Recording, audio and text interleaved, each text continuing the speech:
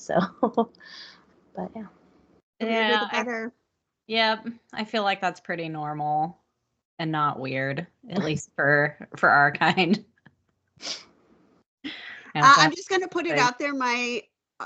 It's been fine all day, but my internet is being wonky. So I'm trying my other computer. Let me know if I start glitching or freezing or whatever, and I'll try the main internet. I'm using my phone right now because although it's not great, it seems to be a little bit better. But just let me know. And I guess if it's too bad, Jessica, you could just take over the beat if it gets really bad. Okay. All right. I've got us recording. I'm letting you guys know that I'm recording you. I got to do that legally. Oh, got my window open, so. Okay.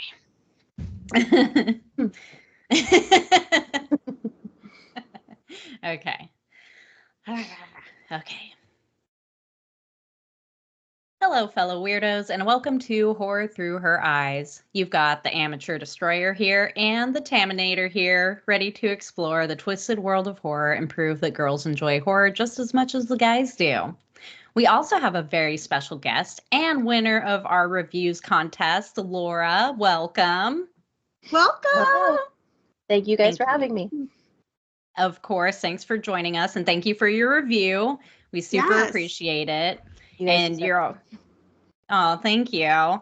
And you're always in our Facebook group commenting on things as well. So we love that. We're really excited that I think most of the people that left us reviews were the same people that tend to be more vocal in the group. So I don't know if vocal's the right word if you guys are writing, but you know what I mean. So engaging. It's nice because engaging because we feel like we kind of know you already, even though this is our first time really meeting you.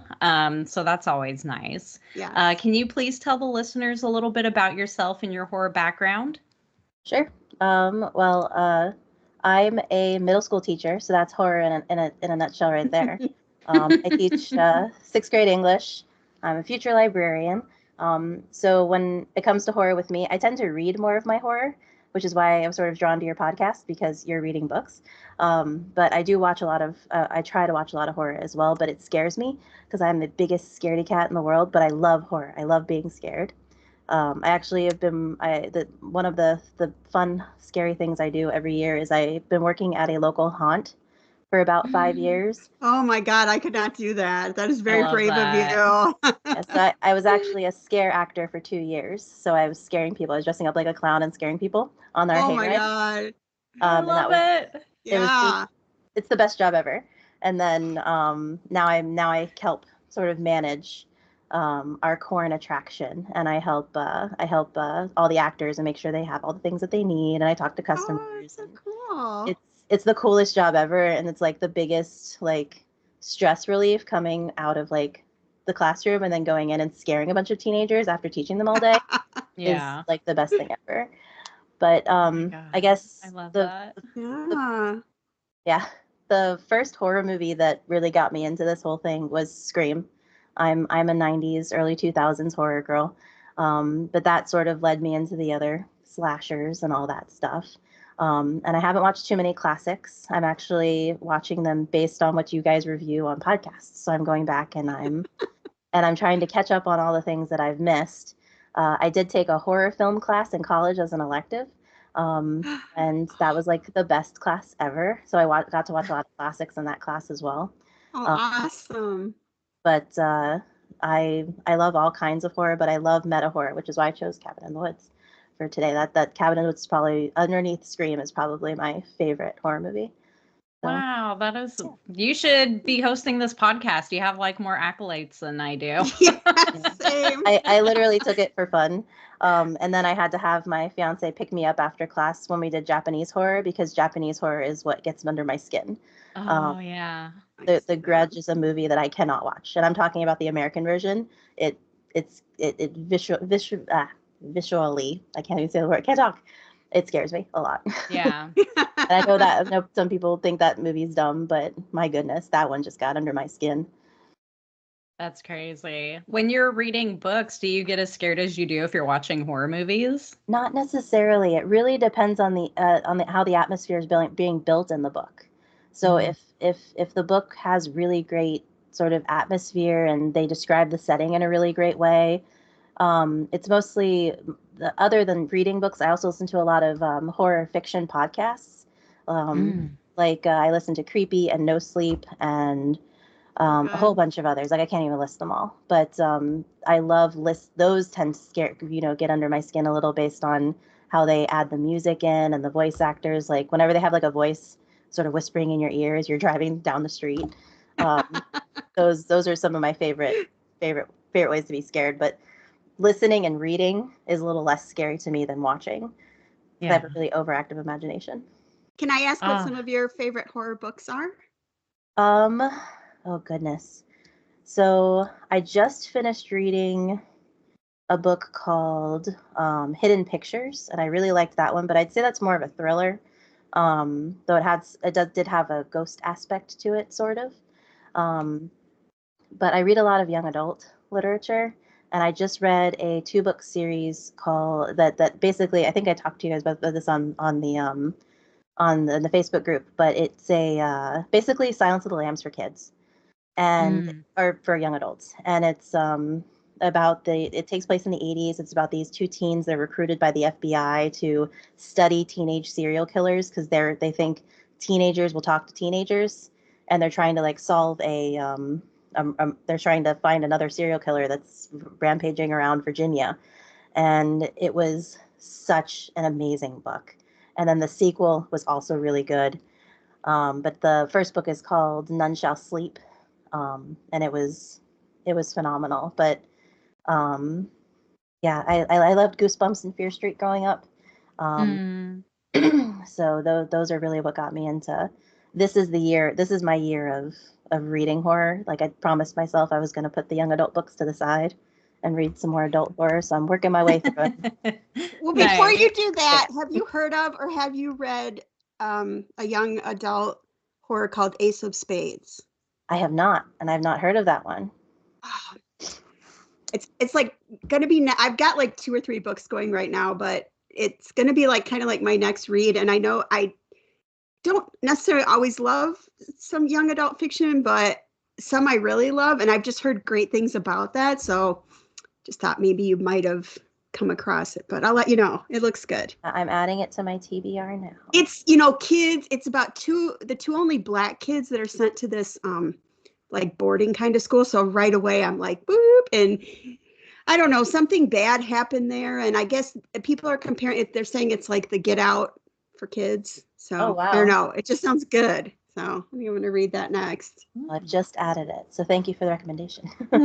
Nice. Yeah. And I know you've given us some recommendations on Facebook. So I'm definitely adding those to a list because, as you mentioned, we cover books occasionally. So I love getting recommendations. And the next book we're going to do, because it's my pick next, is what Mr. Watson brought up on his guesting, the episode that he guested on. So I'm like, okay, yeah, this is awesome. Get people to recommend stuff, and then it gets them more engaged, hopefully. And you're probably like our most engaged reader because you actually do the homework. So that's like very exciting. I will admit, I did not read the first book you guys did because I listened to your review first, and after you were sort of had a subpar, because I have a hard time getting into nonfiction. So same. So that's why I wanted to listen first, because I have a lot of books I want to read, and I don't want to spend time on a book I may not like. Yeah, totally. Yeah, we will not hold that one against you. Oh. That was one where we did the dirty work, so you don't have to.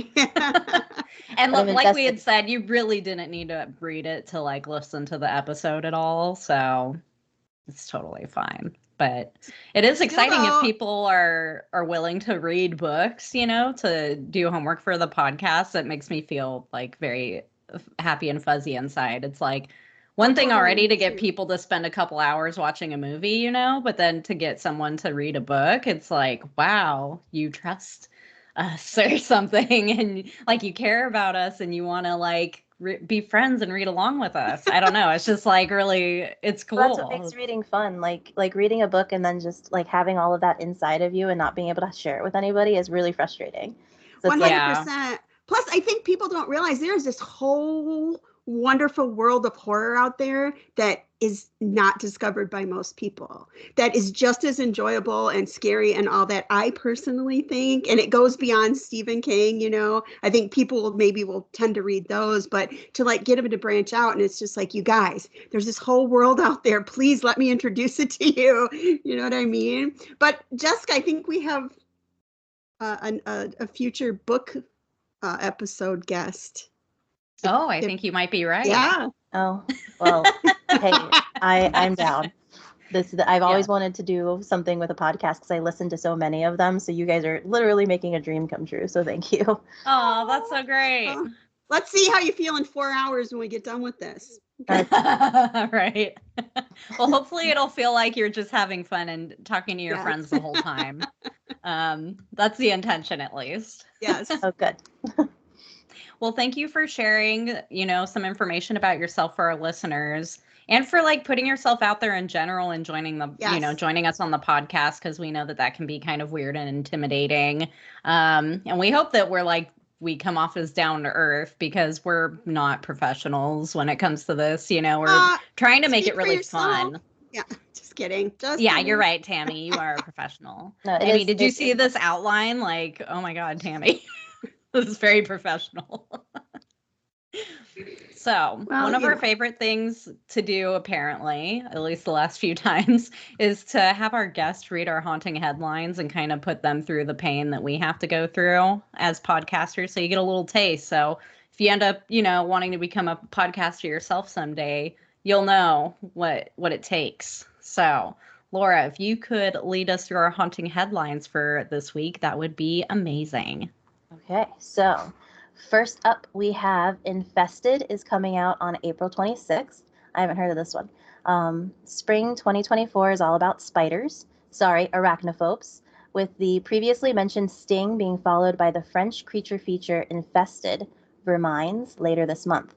What's particularly exciting about Infested is that its director, Sebastian Venchek, has been hired to direct the next installment of the Evil Dead franchise. So this will be our first taste of what Venchek is capable of within the genre. And the buzz for this one is strong. In the upcoming horror film, Fascinated by Exotic Animals, Caleb finds a venomous spider in a shop and brings it back to his apartment. It only takes a moment for the spider to escape and reproduce, turning the whole building into a dreadful web trap. Yes, bring it on. I saw that you saw Sting. You liked Sting? 10 out of 10, 11 out of 10. Yep. Yeah, that one was a lot of fun. Yeah.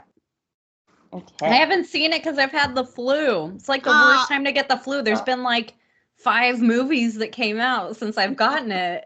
And now I can finally go back to the movie theaters. I need to see Sting. I need to see Godzilla Kong. I need to see Abigail. I saw that today. Well, there's like 2 other movies I need to see too. It's been driving me nuts. I'm like, oh my God, I'm going to miss all these movies. Sorry to throw you off. Oh, no, you're good. Seeing them in the theater is just the way to go. Yeah, absolutely.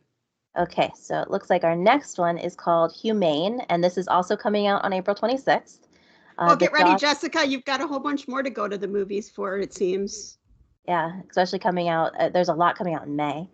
Okay. Oh, okay. Hold on. Sorry. No. Okay. I should make sure I'm doing it right for you guys. The daughter of horror master David Cronenberg, Caitlin Cronenberg, is making her own mark in the genre filmmaking space with IFC Films' Humane, coming to theaters this month. The film is described as a dystopian satire taking place over a single day, months after a global ecological collapse has forced world leaders to reduce the Earth's population. Tammy, if you're confused, I kind of cut down some of these because they were too spoilery even for me. I read it. I'm like, damn it. I didn't want to know anything about this. So I took some stuff out. I did cut, paste as quickly as I could today, just trying to, because I know this will come out next week. So just trying to think like what won't be too old, by the time this comes out. I didn't even read through it. I mean, I glanced, but I didn't really read through them. So no, you don't hurt my feelings at all. Okay, good. Yeah. Well, even that little snippet of this one sounds up my alley. I love dystopian stuff. Oh, me too. I love it. Speaking of, real quick, I know it's not horror, but did anybody go see Civil War or hear about or anybody see it? Oh, that's another one I need to go see. I haven't seen it yet. Have you guys I've been hearing really good things. Good? Okay. All right. I've heard that it's not what everybody thinks it is. I heard that it seems really politically charged, but it actually doesn't get into politics at all. And you never know like who's on what side. They don't go into those details at all. Oh, because that's what I was afraid of. Like, I really don't want to be preached to for 2 hours. You know what I mean? Yeah. Yeah. This next one we're about to talk. This one I'm excited for. Me too. I saw the TV Glow. Comes out May 3rd. I really hope it gets a wide release. It says, fresh off the indie, we're all going to the World's Fair. I saw that one. Jane Schoenbrunn is back with A24's I Saw the TV Glow, releasing only in theaters this May. In A24's latest, Owen is just trying to make it through life in the suburbs when his classmate introduces him to a mysterious TV show, a vision of a supernatural world beneath their own. In the pale glow of the television, Owen's view of reality begins to crack.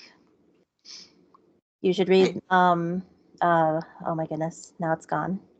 Mr. It's a book about kids that were on a TV show, and the TV show is like evil Mr. something. I'll look it up. I'll tell you. Oh, that sounds cool. But that's what this reminds me of. So that's why I'm really excited about it, because I like that book as well. I said in our Facebook group, it reminds me of like the first season of Channel Zero. So. That's creepypasta. Those are like creepypasta no sleep stories. Yes. And that's what that reminded me. That reminded me of. Sorry, this is gonna bother me. Mr. Magic. Wait, hold on. I got it right. Mr. Magic. Mr. Magic by Kirsten White. It's a bit of a slow burn, but that's all right. I'm in for a slow burn. That's fine. Okay. And Tammy, side note. I don't know if you saw on Shudder, if you go under series, there's a whole thing from the guy who did Channel Zero doing like a commentary thing about the show.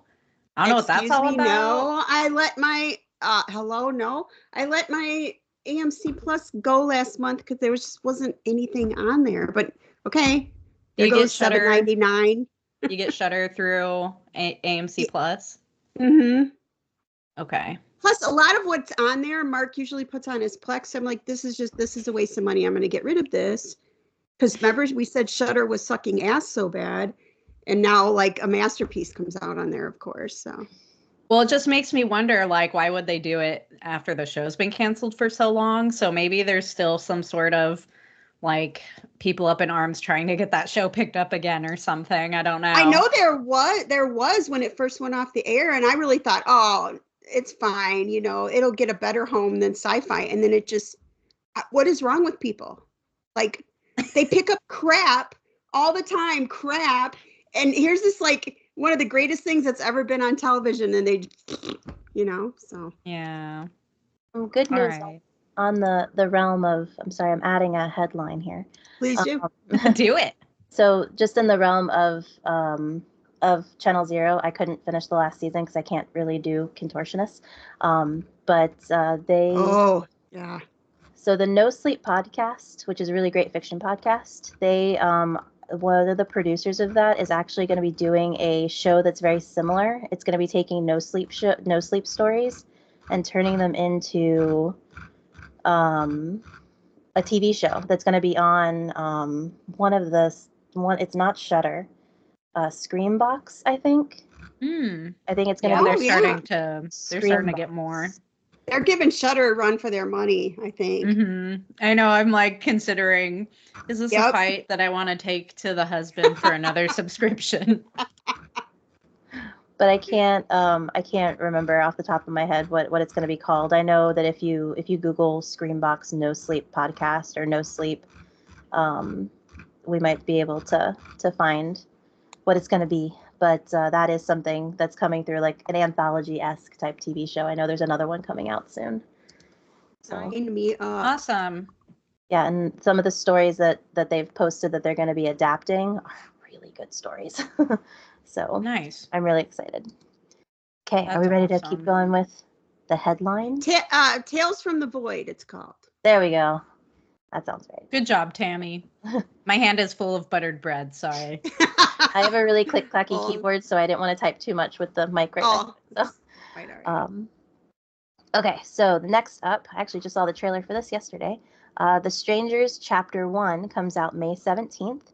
Brian Pertino's 2008 home invasion classic, The Strangers, spawns a brand new reboot trilogy this year, with the first film, The Strangers Chapter 1, kicking things off in theaters on May 17th. The Strangers Chapter 2 is expected to follow in fall of 2024. So they're going to make 2 in 1 year. All right. Well, they both must be in production or post-production, so hopefully they're not just throwing that out there and then it'll come and go like Salem's Lot and we'll never see it, you know? Okay, now it looks like we have a summary here. Madeleine Petsch is the lead of the new reboot trilogy, playing a character who drives cross-country with her longtime boyfriend to begin a new life in the Pacific Northwest. When their car breaks down in Venus, Oregon, they're forced to spend the night in a secluded Airbnb where they are terrorized from dusk till dawn by 3 masked strangers. Okay, that sounds good. Look out, Jessica. They're coming for you. I know there's been a lot of stuff set out here recently, and I love it.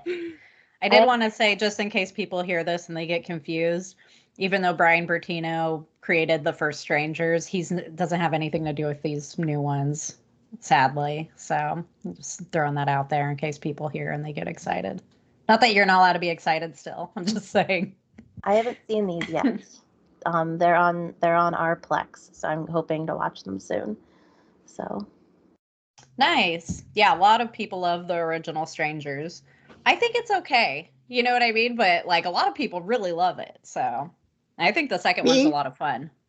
I really love it. But I mean, I saw it back in the theater back in the day. I don't know if either of you guys did. And I think I didn't. That really, it was another one of those I've talked about. Like I said this after we talked about Paranormal Activity on the Horrorcast. It's like, it's one of those where you left the theater and you're like, man, I just saw something, you know, and different or whatever. Like it got me in, because it makes you feel so icky and terrible, yet it was terrifying and wonderful all at the same time, you know, and it was quite the experience. Like I have not liked the others as much. However, I don't know, this one sounds kind of good. So, I mean, I'll go anyway, no matter what, but I don't know. This one sounds like it could be okay. The trailer was good. Yeah, the trailer was good. Yep. All right, I'll keep my fingers crossed. But yeah, for the first one for me, I saw it after it came out and everybody had already like super hyped it up and told all the big lines and what happens and their favorite scary scenes and, you know, all that stuff. So it kind of got ruined for me, which is why I like to go into movies like as blind as possible. So I have literally no expectations. All right. Well, thank you so much for doing our haunting headlines. You did great. Good job, Laura. Yeah. Thank you. You did way better with those names than I would have. Especially that French guy. I have a little. Oh, very good. Well, we're going to get into our Fright Bites, and I'm going to go first so that Laura can take a little breather. So the couple that I'm going to bring up, go ahead. I see your first sentence already, and I'm already disgusted with you. Did you read the second sentence? Oh, no. Oh, all right. Well, go ahead, redeem yourself. All right. So, as I was saying, I saw Night Shift, which came highly recommended by Tammy. And I'll say that I didn't rate it as highly as Tammy, but I did thoroughly enjoy my watch, and the story did keep me on my toes throughout the whole thing. And I'm not exactly sure why I'm making this connection, because it's not something obvious like the storyline, but it kind of gave me the same feeling as Scare Me did from a few years ago, from the same guy who did Werewolves, or, oh no, not Werewolves, that's going to be the What We Do in the Shadows, like the second one of that. Sorry, what was that? Now I have to look up what this goddamn werewolf movie is called.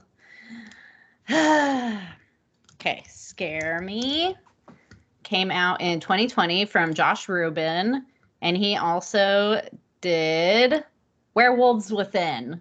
Oh my God, I loved that. That was so good. So I really love Scare Me. And that one came out like a year or two before the werewolf one that he did. But something about Night Shift kind of gave me that same feeling. And I think it has something to do with like the directing and the way that the scares happen. It was like very similar to that movie. So I really liked it for all of those elements, all those kind of technical elements. It's pretty creepy, which I appreciate. I can see people having a problem with the way that it ends, but I personally had fun with it. I loved it. It. It's just like, I just feel like it's a kind of a big tonal shift, and it happens like very close to the end. So I could see certain people not enjoying that.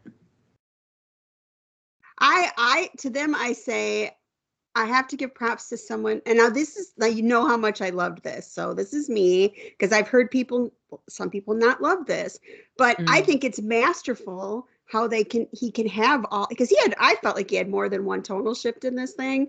And yeah, you're kind of ping-ponging around a little bit, but I was fine with everything that happened. And I think it's masterful to be able to tell a story that way and have it, to me, feel like it all came together and made sense at the end. So yeah, I think the most important thing about it is that you kind of have to buy into something, and I 100% bought into that. So yeah, I think if you're watching it, and I don't want, obviously I'm trying not to ruin it, but I think if you're watching it and you end up buying into a certain aspect, that you'll probably enjoy it.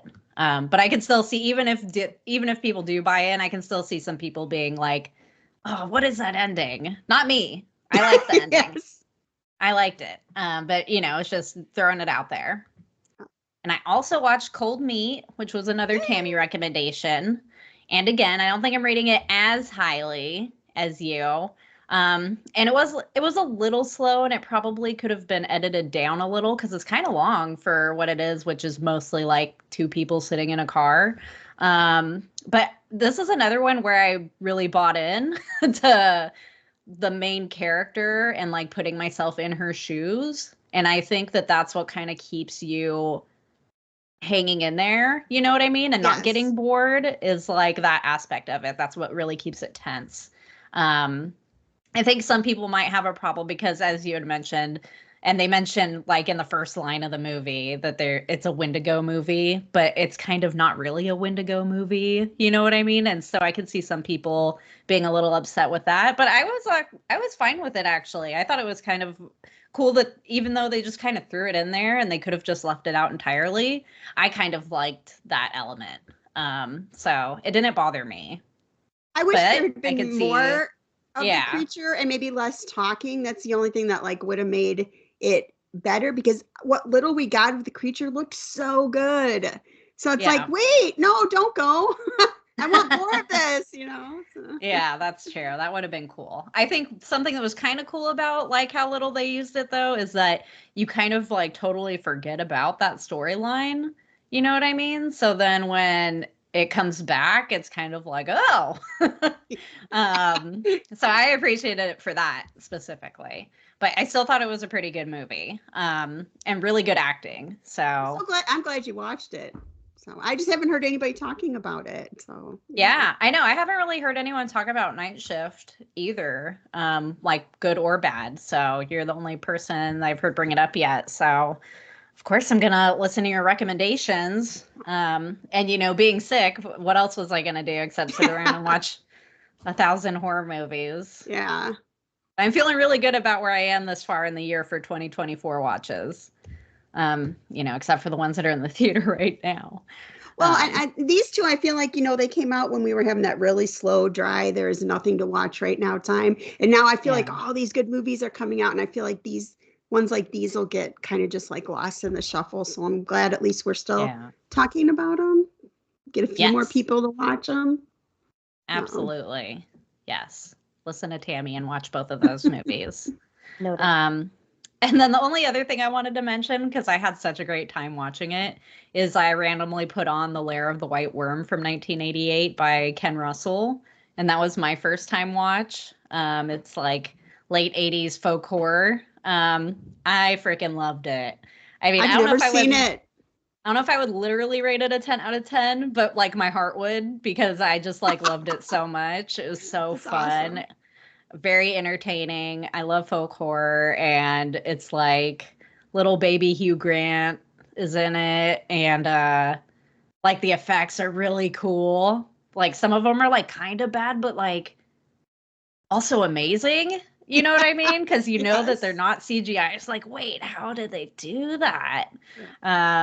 But that one, for those who haven't seen it, follows an archaeologist who uncovers a strange skull in a foreign land where the residents of a nearby town begin to disappear, leading to further inexplicable occurrences.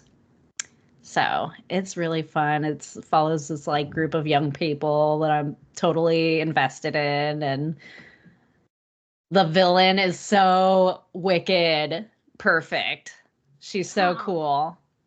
She's got the whole thing. The white worm is like a snake kind of god thing. And there's this minion who's kind of like our main villain. And she is really a snake in like human skin, but she really has like a snake face. You know what I mean? I'm like, you do look like it's one of those things where if you're telling your friends, like, if you were an animal, you'd be a dog. Like this lady would be a snake for sure. So anyways, a lot of people have seen it, but if you haven't, I recommend it. It was so fun. And that's it for my watches. Tammy, you want to go next? Yes. So I said, I'm sorry, I haven't been watching much because I am deep into Fallout, the new series on Prime, which is an 11 out of 10 for me. I have never played, but have always been like fascinated with the story and the aesthetic of the game. And I'm not sure how faithful it is, but oh my God, if you aren't watching this, I cannot stress enough how much you need to get on it. And I'm calling it horror. I don't care what anybody says. Oh yeah. Fallout, so a little synopsis, the Fallout TV series on Amazon Prime Video is set in post-apocalyptic Los Angeles, 200 years after a nuclear war in 2077. The series follows a community of people who live in luxury Fallout shelters called vaults, but are forced to return to the surface and face a complex, violent, and strange world. The series is The series is an original story based on the popular video game Fallout and is considered part of the game's canon. The cast is great, and I have to admit that I have a huge crush on the main girl, Lucy, played by Ella Purnell, who you might know in the horror world as playing Pretty Girl Jackie in Yellow Jackets, or Kate from Army of the Dead. But the whole cast is good, and I don't know, there's not like a big star in there. I think it's just like a lot of people you've probably seen in other stuff, like you would recognize, but might not know their name right away. But I'm Except purposely Walton Goggins. Walton Goggins is huge. Yeah, and he's amazing. He's my favorite. God, and are you watching this, by the way? I binged it in a day. I was sick. I was sick when it came out, and I just binged it. I watched the first two, and I'm like, all right, Tammy, pace yourself. This is so good. You're not going to watch all these at once. So I've been like letting myself do one a day, and I think I'm on like the 6th one now. So. Yeah. Oh, and Kyle MacLachlan's in it. I'm like totally obsessed with Kyle MacLachlan because of Twin Peaks. And the little guy that's the head from Person of Interest, that plays the head, that guy with the glasses. So I can't think of what his name, but he's like in a lot of like sci-fi kind of stuff. Oh. If you're not, if you're not watching this, people, seriously, okay. Yes, it is very good. Highly recommend. It's just fun because it's like such an immersive like universe. It's like right away the world building. You're just like, I know this world for some reason. And I know you're into apocalyptic, Laura. Are you into post-apocalyptic? Well, yes, we're gonna watch this, but we try to do one show at a time. So right now we're trying to finish up 3 Body Problem. And then after we finish up 3 Body Problem, we're gonna jump into Fallout. I'm really excited. I've never played the games either, but I'm really excited for it. 3 Body Problem lost me after like 2 episodes. Is it worth it for me to finish it? It was losing me after the first 2 episodes as well. It does get a little better. I'm waiting for there to be more. My fiance's read the book, and we're getting into the realm where it's going into book 2, which he hasn't read yet. But he's saying that the choices that they're making are really weird. But he's still intrigued by it all. And I think it's a pretty neat story, but I'm sticking with it just because he wants to, and we'll see how it goes. Yeah, I got lucky because I watched the first episode of Fallout, and then my husband was like, "Why are you watching this without me? It's a video game show. Like, we should watch this together." And I was like, "Oh." And so then the next day I'm like, "Well, do you want to watch Fallout? I'll rewatch the first episode because I just wanted to like get into it, you know?" And he was like, "But we're watching this other show." And I'm like, "Yeah, but it's like an older anime and we could just pick it back up. Like, who cares?" It's like it's a romantic comedy anime. It's not like an epic or something. And he was like, "No, you could just watch Fallout." I was like, "Okay, if you're sure." And then I just binged it. And we watch seasonal anime. So we're watching like 8 different anime weekly, and then we're trying to watch Three Body Problem as well. So it's rough trying to get in our English shows, as we call it, our English shows. Even though this one we have to watch subtitled too because some of it's in Chinese. So so we have to figure out when we're ready for subtitles because now this one is also subtitled. But that's fun. But I will get to Fallout, I promise. Yes. Well, and one of the reasons I wanted to get to it quickly too is because people were already posting all the pictures and all their favorite things about it. And I'm like, I can't go on the internet at all. People are going to ruin it for me. I'm telling you guys, I hate spoilers. I know. And you know what? Like if I like pick it on my Prime, you know how it'll start to like play like a little like teaser. I don't even know if it's a trailer, just like scenes from it. And it's like, wait, now I see that these two are going to end up, she's going to live. And this, I'm like, I can't even leave it on the screen. You can't even turn it on till you're ready to go. But I just wanted to say, like, even if you're not into, this reminds me a little bit of like Walking Dead when it was good, like that first season where you're thrown into this world and you're discovering with the characters what has gone wrong, like what's going on, you know, and I would say, like, don't let the fact that even if you're not into video games, that you haven't played this one, please, please, please do not let that deter you. I knew about this game. I have watched it being played and I kind of like, you know, I've always loved the aesthetic and stuff like that, but I didn't know the story. I didn't want to know the story before I started this, and it doesn't make any difference. Like it says, this is a standalone story, so just kind of like taking place in that world. So don't let it deter you if you think, oh, I'm not really into that kind of thing, because man, and if for nothing else, watch it for all the gore and stuff like that. So yeah, it's my 2 cents. Now, before you get into your next thing, I just want to say that I read this first line and I'm disappointed in you. I knew it. Continue. I knew it, but I'm sticking my ground. I found one other person that agrees with me. So I went by myself because Landon wouldn't even go with me. And I saw The New Omen, which was like a 2 out of 10 for me. I abhorred it. And I know that I'm in the minority for that. But I'm telling you, it's that I cannot do religious horror. And it only gets those points for Nell Tiger Free being in it, who I adore, because I just do. Her face makes me happy. And then, Landon and I went and saw Sting, and oh my God, we both gave it 10 out of 10. I implore you to try to still catch this in the theater if you can. And I think I'm not going to say anything, but I think what makes it so great is that a little girl gets to be a hero in such a big way, played by an excellent child actor, which I appreciate an excellent child actor, and her name is Alila Brown. And yes, the spider effects are a little cheesy once it gets huge. But I mean, come on, you know, they cannot do a ceiling-sized spider. They're going to have to CGI that thing. But by that time, you're like, yeah, and you don't even care. And, you know. We'll see about that. Hey, I was going to say to you, now that I know you've seen Fallout and I know you hate CGI, I think that is some of the best use of CGI I have ever seen in anything in Fallout. I mean, like something specific or just in general? In general, because I've been trying to figure out what of that is physically existing. Because I thought at first maybe the Titan suits were CGI, but then we see him put it on and move around it, and I'm like, okay, well, maybe that's real. But like the ships and like the creature that comes out of the lake and a lot of the stuff that's just like flying around and stuff, I cannot tell. I'd say 80%, I cannot tell what is CGI and what is a practical effect in there. It is done so well. Personally, what do you think? Yeah, I thought for the most part it looked really good. And like I've said before, with things that aren't real, like those weird versions of axolotls that have like fingers in their mouths.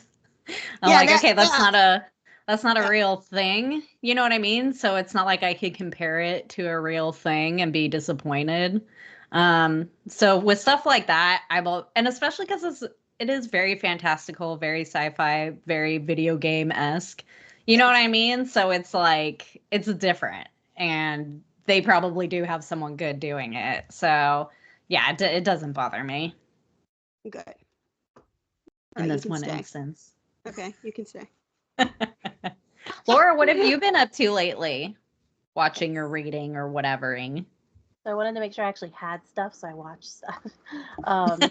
So I watched X and Pearl for the very first time. Ooh. And I enjoyed both of them a lot. And I'm really excited for Maxine later this year.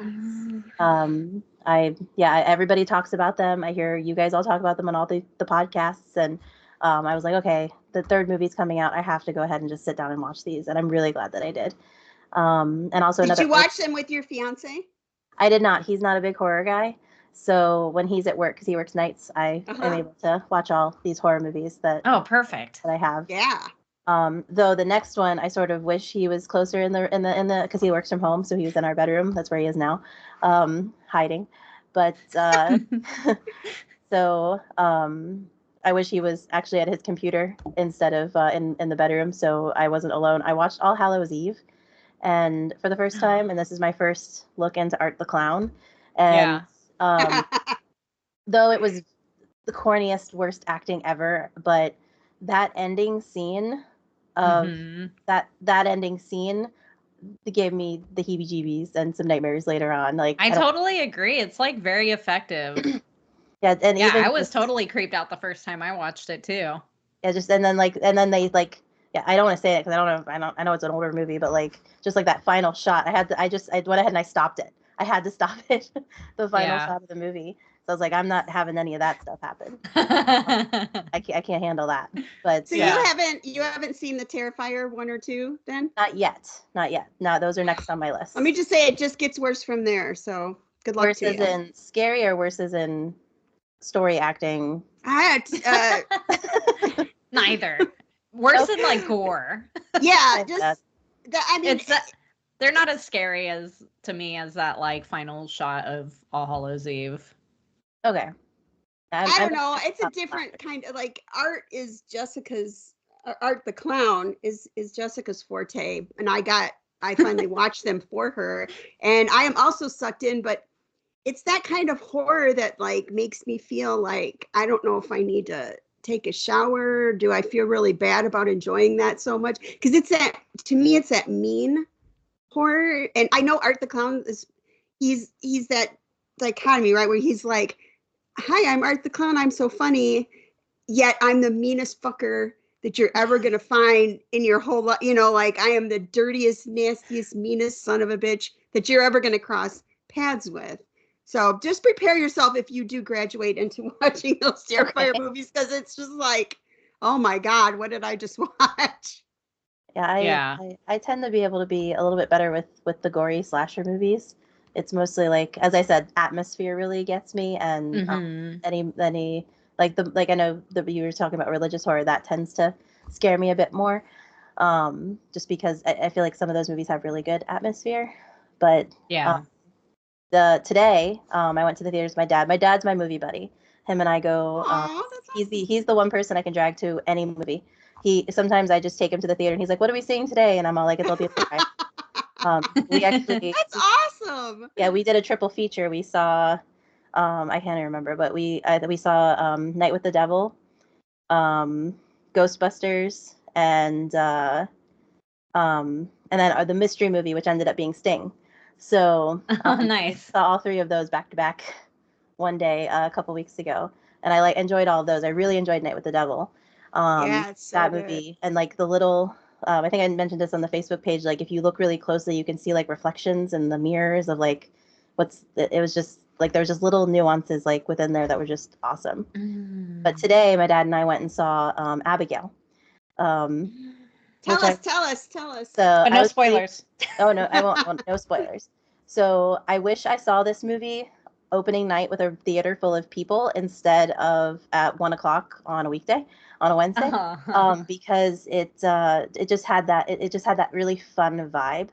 Yeah. It was that this is I don't think this is really spoiler because I mean if you like gore, you're gonna like this movie a lot. Okay, good. And it had a pretty good story. And it does look like, one of those, let's just throw this horror movie out, at the beginning of the year, mid-year, and just see how it does. And it was a lot of fun. My dad didn't even really want to see it after seeing the trailer. He was like, I don't really want to see that, but you want to, so I'll go with you. And he ended up liking it more than me. So nice. He did fall asleep during it. That's always his thing. He's like, if I didn't fall asleep during it, that means that I liked it. Oh my God, I totally understand that. But it was a lot of fun, and I do recommend seeing it in the theater. It was a lot of fun, and it's always nice to see different kinds of vampires. Sorry if that's a spoiler trailer, but that's not a spoiler. That was like no one could protect that information. The second. I almost think you need that information, or people won't even know what the movie is about. Like, don't even know what that is. Like, why would I want to go see a movie about a little ballerina that gets kidnapped? You know what I mean? Is this a heist movie? Like, what is this supposed to be? Yeah. And then, of course, we have her. I know it's Catherine. I can't remember her last name. Is in it. She was just in Lisa Frankenstein. Yeah. And she's also on my Newton? favorite show. Is that she her was last also. name? What is her last name? Isn't it Newton? Or am I making that up? That sounds right. That sounds right. She was on Supernatural too. So that's what I know her from. That was like my favorite TV show ever. Oh, I never watched that, but my brother was totally obsessed. Yeah, she was the girl from the Exorcist TV series too, wasn't she? That was on Fox. Oh, was she? Yeah. That would have been before I didn't start paying attention to her until she was in Freaky. I love that one. She's that one's fun too. Quite the horror cred for. She doesn't look like she's much older than her early 20s, And well, she's like been in. Yeah, she was just in Ant-Man too, the new Ant-Man movie. So she's doing a lot of stuff now. And then Melissa Barrera from Scream, the new Scream movies, was in it as well, and she steals the movie. I will say that she's the star. Nice. And the little girl's the star too. But awesome. It was very enjoyable. Go see it. Hopefully, I'm not hyping it up too much. It was fun. It's not a masterpiece. It was fun. And I was hoping it was just going to be a gore fest, and I almost went Tuesday night for $5 night by myself, but my son's like, no, wait till this weekend. I want to go see that. So, yeah, when the littles want to see it. Yeah. Like, okay, I'll save that one for you. You know what? He's actually excited about Tarot. T-A-R-O-T. And I kind of am too. Really? And I was like, okay. I mean, like, that's the one he keeps bringing up. So, yeah. When we saw the trailer with that today with Abigail, my dad looks at me with this big smile on his face and he goes, that reminds me of 13 Ghosts. And I was like, I said the same thing. Okay, maybe it was you who had first mentioned that, but the first time I saw someone say that they got 13 Ghost vibes from it, I was like, I love 13 Ghosts. And I love that whole idea of like the different personalities and stuff, or you know what I mean, like the different icons. And so that makes me really excited for it. Not like I'm expecting a masterpiece or anything either, but I just like that idea. I think it'll be fun. Just another fun one. Just talking about trailers, since I think they just released the full trailer for, I think it's called Longlegs. I've been seeing the cryptic trailers. This trailer's nuts. The trailer that they showed, it's nuts. Yeah. Like, I'm so excited. Like, this movie looks like it's gonna scare the crap out of me, but I'm excited to go see it. Is it still like very cryptic looking? Very cryptic. I have no idea what that movie's about. Oh, great. I love that. That's the Maika Monroe one, right? Is she in that one? I know Nick Cage is in it. Yeah, that's Nick Cage and Maika Monroe. Okay, cool. Tammy, just so you know, you're freezing up. Did you want to try? Let me switch internets. Hold on one second. Okay, I'm marking the time. You're good. Sorry. You're totally good. It happens. Just be glad. Oh my God, Just be glad it's not happening with a Zoom call full of 6th graders. That was all right. How's that? You're back. Getting a little better. I'll just keep switching, I guess. That's the house internet now. So Did you want to try restarting? Is that going to help? I don't know. Is it okay right now? It's like gradually getting better. You're coming more into focus and you're getting less robot-y, voicey. Let's let it go for a minute and then we'll see if we have to like between segments, or are we between segments? No, Laura's still going. Go ahead, Laura. Abigail was my last one, and I needed to share my excitement about long legs really quick because yeah. I'm excited about that one because it's so cryptic that nobody can like spoil anything about it for me. At least so far. So the trailer had me like I was like this in the theater. So with my nice. I didn't even know there was a trailer, so I've been trying to avoid it too. And I'm usually a trailer girl, like I'm fine with them, but I don't know. You're a trailer girl. I am too. Poor white trash trailer girl. Yeah. I know. I used to also be a trailer girl in both ways. Same. Well, do you guys want to take a break here and before we start the really long part, and I'll try restarting and see if it helps at all. I'll restart my modem, like I'll reset my modem and rehook up and meet you guys back here in 5 minutes? Yeah, that works. And then we could all like go to the bathroom and get drinks and stuff. So this is your one chance, Laura. I was just gonna say, let's see if she comes back. Go to the bathroom. I'll be back. I'm gonna go find my cat.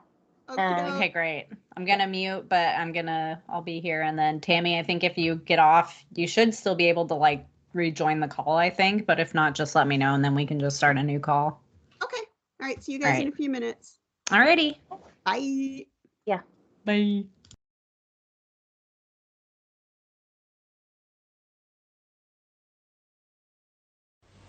Let's all go to the lobby. Let's all go to the lobby. Let's all go to the lobby to get ourselves a treat. Delicious things to eat. The popcorn can't be beat. The sparkling drinks are just dandy. The chocolate bars and the candy. So let's all go to the lobby to get ourselves a treat. Hello? Hi. Sorry, I was on mute. I was like, wait, now I can't hear them. Still glitching. Well, you sound and look good. Okay, this shows my hotspot has all the bars, and then like the house internet was showing like one bar. So hopefully this will be better.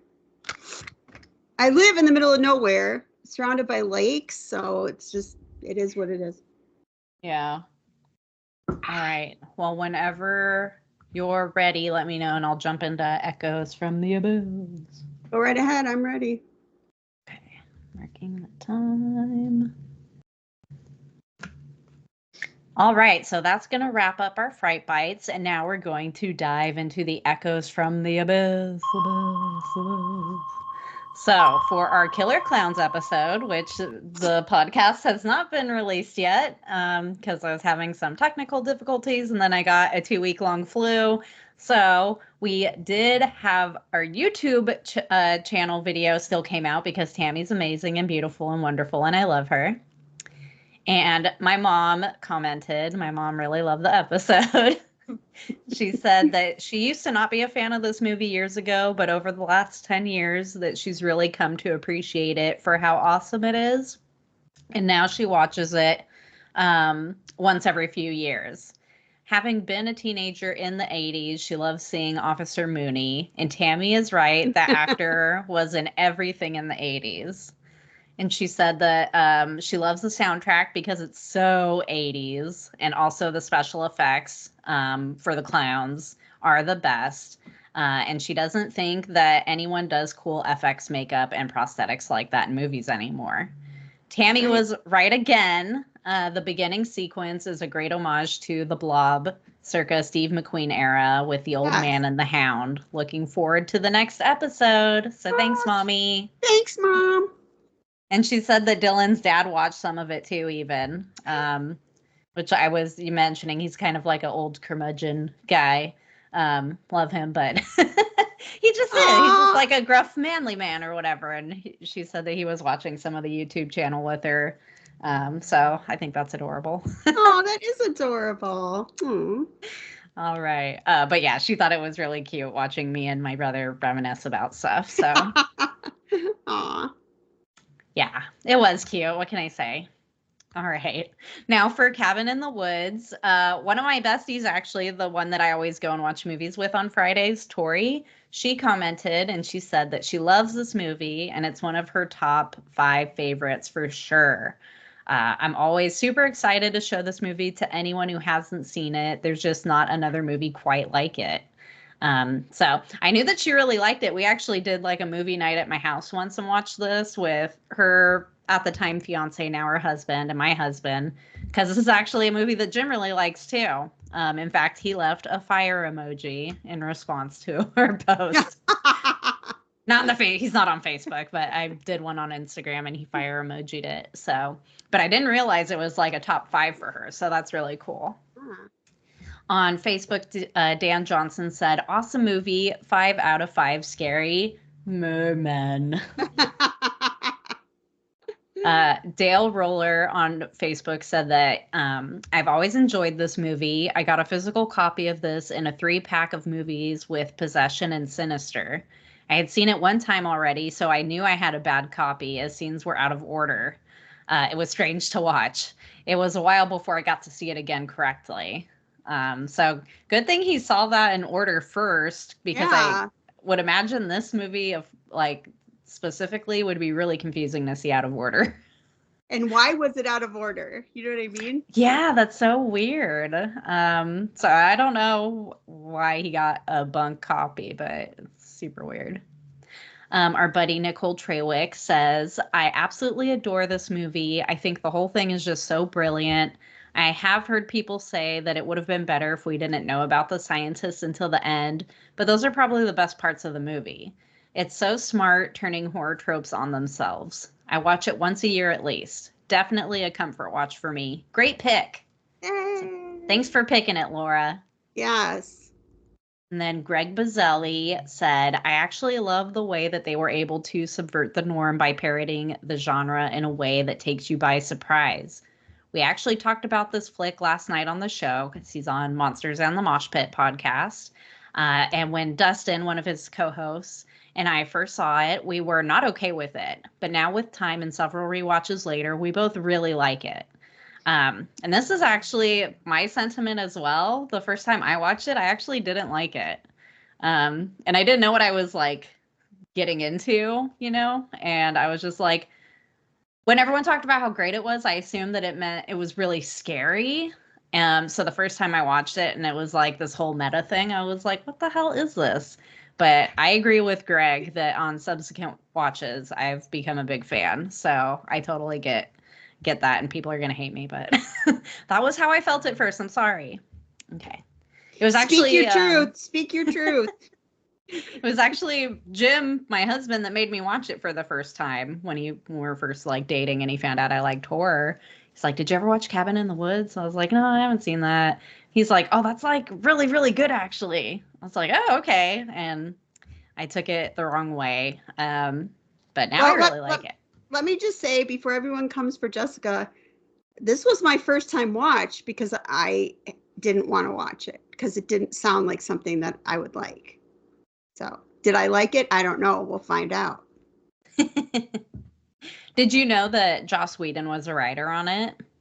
The only thing I can honestly say I knew about it is, and okay, everyone, we're going to spoil this thing. Okay. So just deal with it. I knew Sigourney Weaver showed up and I knew it was some sort of a kids are fakely led to a cabin kind of thing. Now, I will tell you right now, my idea of it was completely different than what it ended up being. So I'll just say that. Okay, cool. Do you think if you knew, I mean, we know that Joss Whedon is kind of, Joss Whedon now, but if you had known at the time that this was written by Joss Whedon, do you think you would have probably like sought it out and seen it sooner? If I had bothered to find out a little bit more about it, because I think even with what I thought it was, which I'll tell you later what I thought it was, I still not sure. I'm maybe if I had absolutely nothing else, but I always have something else. So it would have continued to go unwatched. You know what I mean? It just, Okay. yeah. I wasn't sure if you're a big like Joss Whedon stan like I used to be, because we both like that one Joss Whedon show that we were watching at the same time. I can't remember what it's called now, but you know what I'm talking about. Yes. So I didn't know if that was specifically because you like Joss Whedon or you just happen to like that show. I think it's like, it was just like, you know, it was one of those, I just have not watched that, you know, that list of movies that everyone else has watched, but I haven't, you know, all 4 horror fans have one of those. And this was just on there. And I just, because of what I thought the premise was, I don't think it would have mattered to me, you know, like who watched or who wrote it or who was in it or, you know, anything like that. So. Okay. Yeah, this came out when Raina was like 4 and I just wasn't watching movies at that time. So this was the era of me missing movies.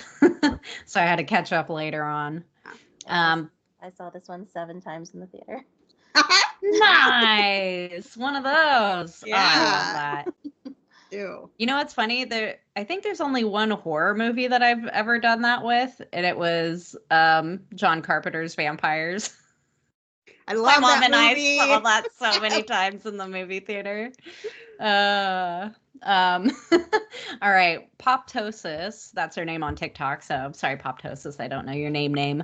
But they commented it's so good. And then David Guzman said, hell yeah, biggest twist midway through. I thought it was funny and broadens the idea of the SCP creatures, which Laura was telling us is creepypasta type realm stuff, right? That's ish.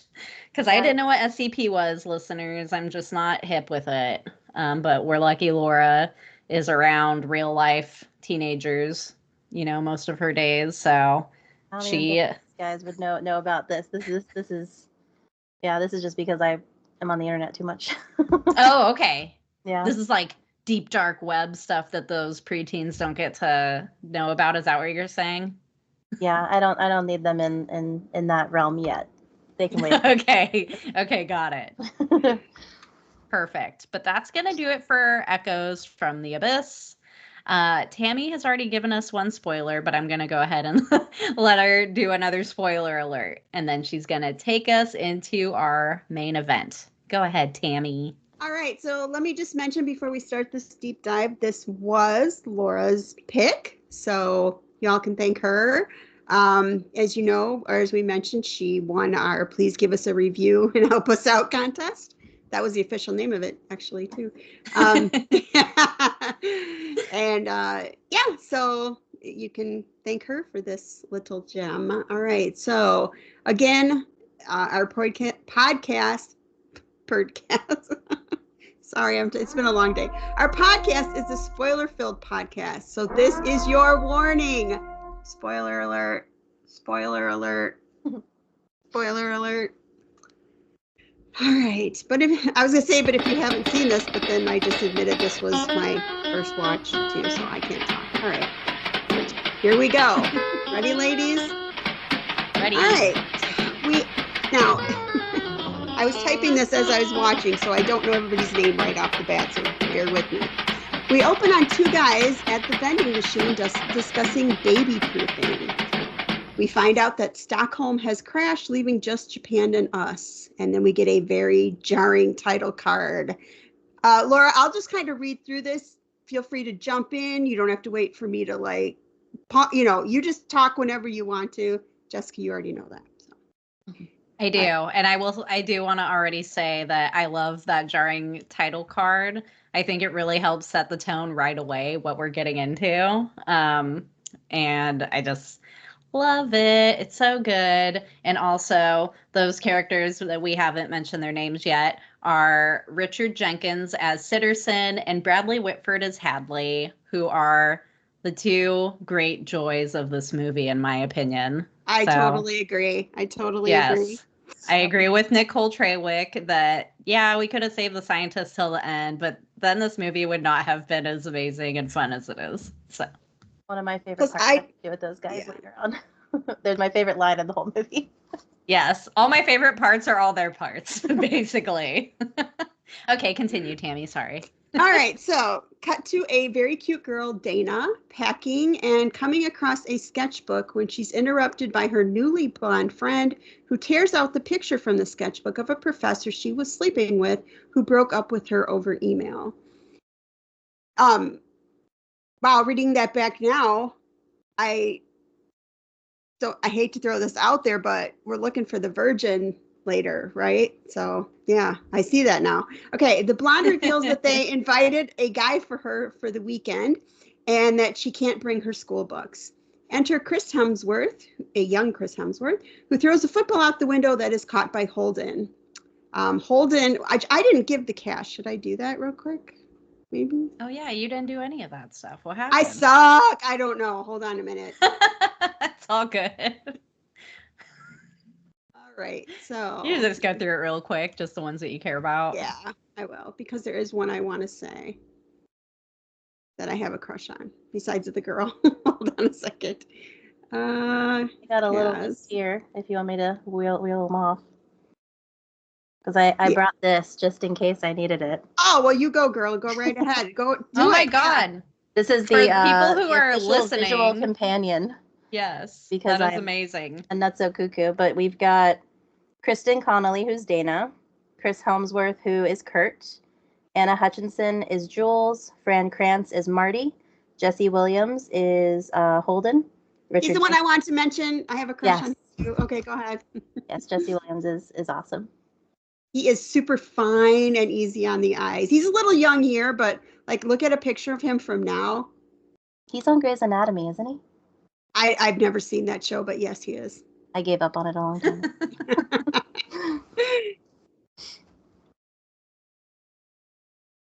Oh, you done?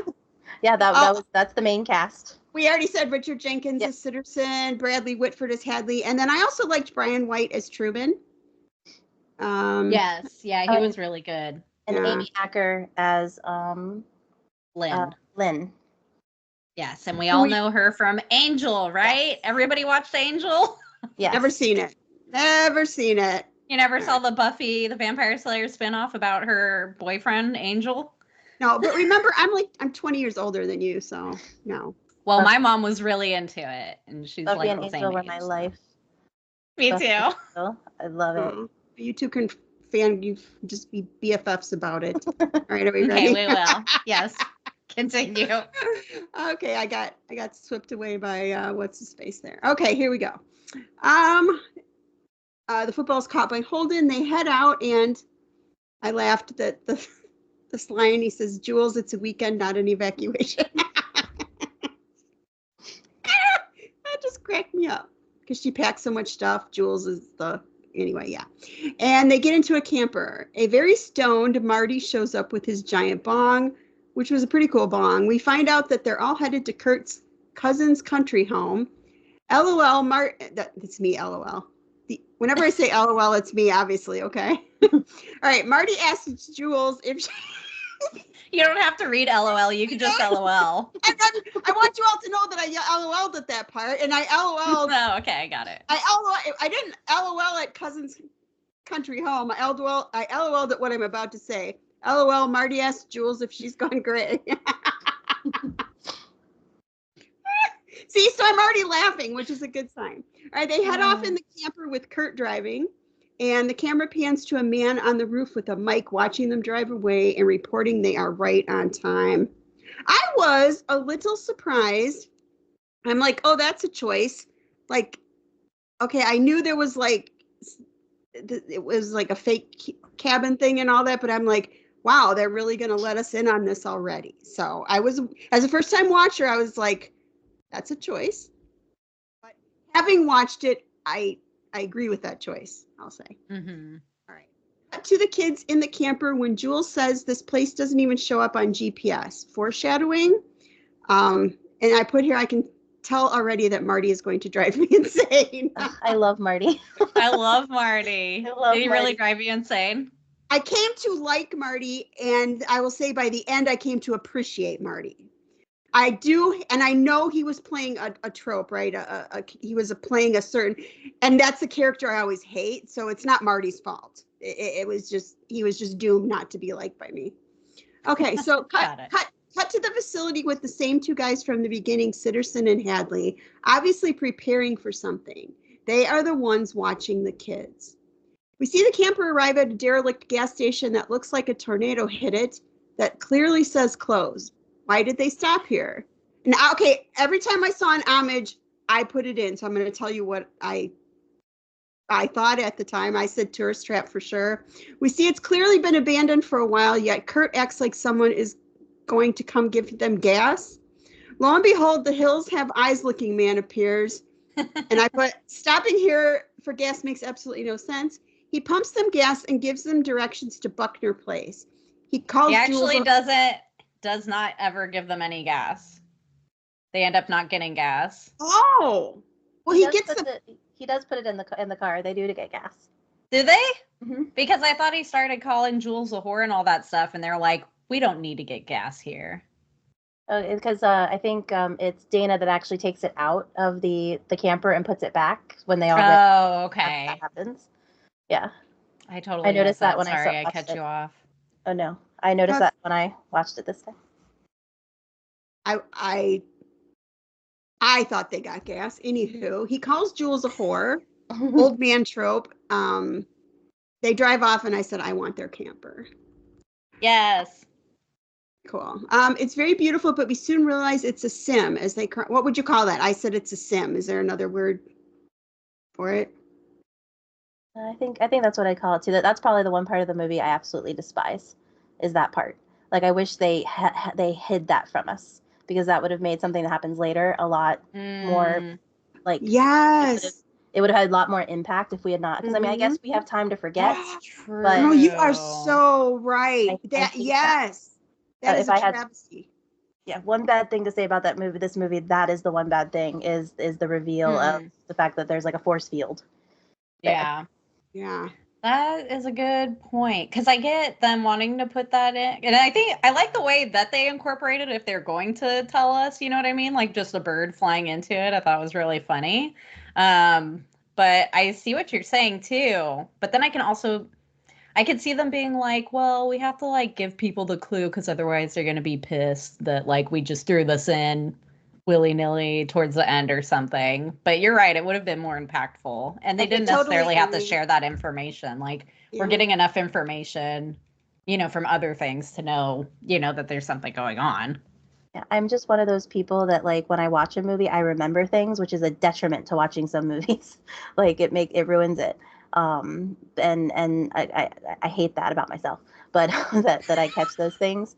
But I think I love these characters so much because I've seen this movie so many times that I want that scene that's later to be more impactful. And I guess that's why I don't really like this part, but I do understand why it's there, because you're exactly right. Because if that part later, people have gotten really mad about it. Like, oh, what is this all about? They just threw this in here. So I get it. I thought it was maybe to like denote that the facility was now 100% in control after that point, because they do then like now they're like able to like, I'm getting ahead of myself a little, but they can release the pheromones, they can up the temperature, they can lock the windows and doors. And I just figured it's like, oh, okay, as soon as they enter the tunnel. But I 100% agree with you. If I didn't know that would have made the later scene a lot. Mm-hmm. It was still a great scene. I don't mind that it was, but yes, you're right. Yeah. I think that's a little tweak that if they had it to do all over again, they should do. Your point is good too, though, because then people could have also been like, "What? How do they have control over all this stuff?" Which would have been a dumb argument anyway. But I guess they needed. I guess I just want a different way for them to signal to us as the viewer that they're now in the facility, basically. Like I guess I just wanted something different. To signal, hey, yep, we're in control now. And I just wish it wasn't that. Yeah. True. I agree. It doesn't like super bother me, but it definitely would have been more impactful if it didn't exist. I like that idea though, like just like that's kind of going on in Fallout too, in the vaults where they're running a sim like that. So it looks like they're farming in Nebraska cornfield so that the people, even though they're stuck in these vaults, it feels very much to them like they're outside. And I just like the Truman Show, I guess. I just think it's pretty fascinating anyway. So Totally. Anyway, okay. So then they arrive at I said Evil Dead cabin. Even the camera shot is Evil Dead, going up. Very. POV, someone is inside the cabin watching them arrive. Marty looks freaked out. The group explores the cabin and its disturbing pictures. Holden discovers that his room has a one-way mirror into Dana's room. She starts to undress and he watches, but soon tells her and offers to switch rooms with her. They all think this is weird. Dana and Holden have some banter as they switch rooms. Dana now watches ripped Holden undress through the mirror. She puts the disturbing picture back up once he gets to his pants. Dilemma. Look at that disgusting picture versus eye candy. She covers the picture with a blanket. Camera pans out and we see the view from the facility as they watch the cabin. Disturbing. They can see the kids naked and discuss adding drugs to increase libido. How did they know she was going to dye her hair blonde to deliver the drug? I thought that was a little weird. I have a thing. Okay. Tell us the thing. So this isn't a real thing. This is just me and thinking about this movie too much. So, I don't want to get ahead of the things, but this is all them trying to take these stereotypical characters. So all these characters are supposed to represent something, and they're trying to fit them into these boxes they clearly don't fit into. So Jules is pre-med. She is a really smart girl who is going to be a doctor, and they're trying to push her in the box of, the whore, the dumb blonde, the one, and they're trying to fit her in that box. So they chose her to fit that role, which is why they figured out the dye. So they are choosing these kids somehow. I wish there was like a prequel that showed us how all this stuff works. But like, I feel like they're choosing them specifically, like these groups of friends, and then trying to fit them into the boxes to make the whole thing work. And that's why with the earlier comment about the professor and her obviously not being a virgin, but that's the box they're trying to sort of shove her in. Right. So they work with what they can. Exactly. And I'm really curious to know, like how they chose the kids. I read the here's me reading again. I read the book version of the movie, because there's a book adaptation of the movie. It's awful. Don't read it. It'll make you hate all the characters. It turns Kurt into the worst character possible, and it's just I hate. Oh, that sucks because I love him. Yes, yeah, I do too. And the author, whoever wrote this, did not understand this movie at all. But they the book does sort of go into what, at least what this author thinks the backstory and stuff is of shoving them all into the holes. They go into the professor thing a little bit more too, about possibly like people in their lives picking them. So I don't know. I figured there has to be other people involved. I mean, we don't get an explanation, but she had just broken up with that professor. I wonder if like the professor was involved, this cousin. I mean, I think the cousin's cabin is BS, but Kurt had to have a cousin that he would know from his life. They make a comment about that at the end. At the very, very end, I think Marty says, "Does Kurt even have a cousin?" Yeah. Yeah. Well, I mean, for a minute there before we find out, I was thinking, because like, remember, I'm typing this as I'm watching this as a first time viewer, and I'm like, oh, I bet Jules is in on it, because it was the only thing that made sense to me at this point right here, right now, 10, 15 minutes into the movie. It's like, oh, she just, they need this. I didn't know why. I didn't know about what this ends up being or anything like that.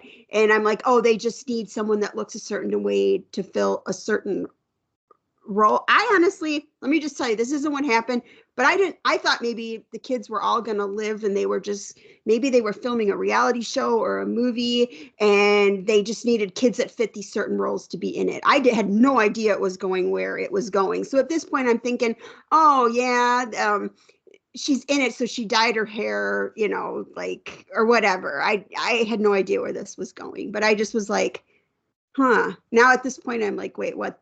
She's not. Maybe she's not in on it. And how did they get a drug into her hair dye? So yeah, it's wonderful how they've been manipulating things even before they get to the cabin, like how much is being sprinkled in beforehand. Right. Yeah. Okay. Yeah, because they're really trying to like let them still have free will, kind of, but also be, very manipulative. So maybe she started getting a bunch of like ads on her phone like we do nowadays, like That's true. with Like blonde the hair subliminal dye. messages. Oh yeah. Well, plus we already see the guy up on the roof, so I mean, they have already been like piping in drugs and pheromones and those things that make them want to do certain things like they do later. I mean, Right. maybe it was already going that far. I have no idea, but yeah. Yeah. Or maybe it's even simpler of like they were just listening in and she mentioned that she wanted to dye her hair blonde. So then after she bought the dye, they just send someone in to mess with it or something. That too. Or they have a camera in Walgreens and watch whoever buys, wait for the right person to buy some blonde hair dye. Well, There she is. There's our girl. Well, they also talked about messing around with Marty's drugs as well. Yeah. So that's true. Yeah. So they have access to these kids ahead of time. Yeah. okay, somebody's got to find Drew Goddard, and we got to ask him all these questions. I'm going to leave that up to you because you're the expert. Okay. So, ready to move on? A call comes from the harbinger Mordecai, the old man from the gas station, who reports that the lambs have passed through the gate. They try to appease him to get him off the phone, but he is waxing poetic about their demise. And I said, Friday the 13th, old man.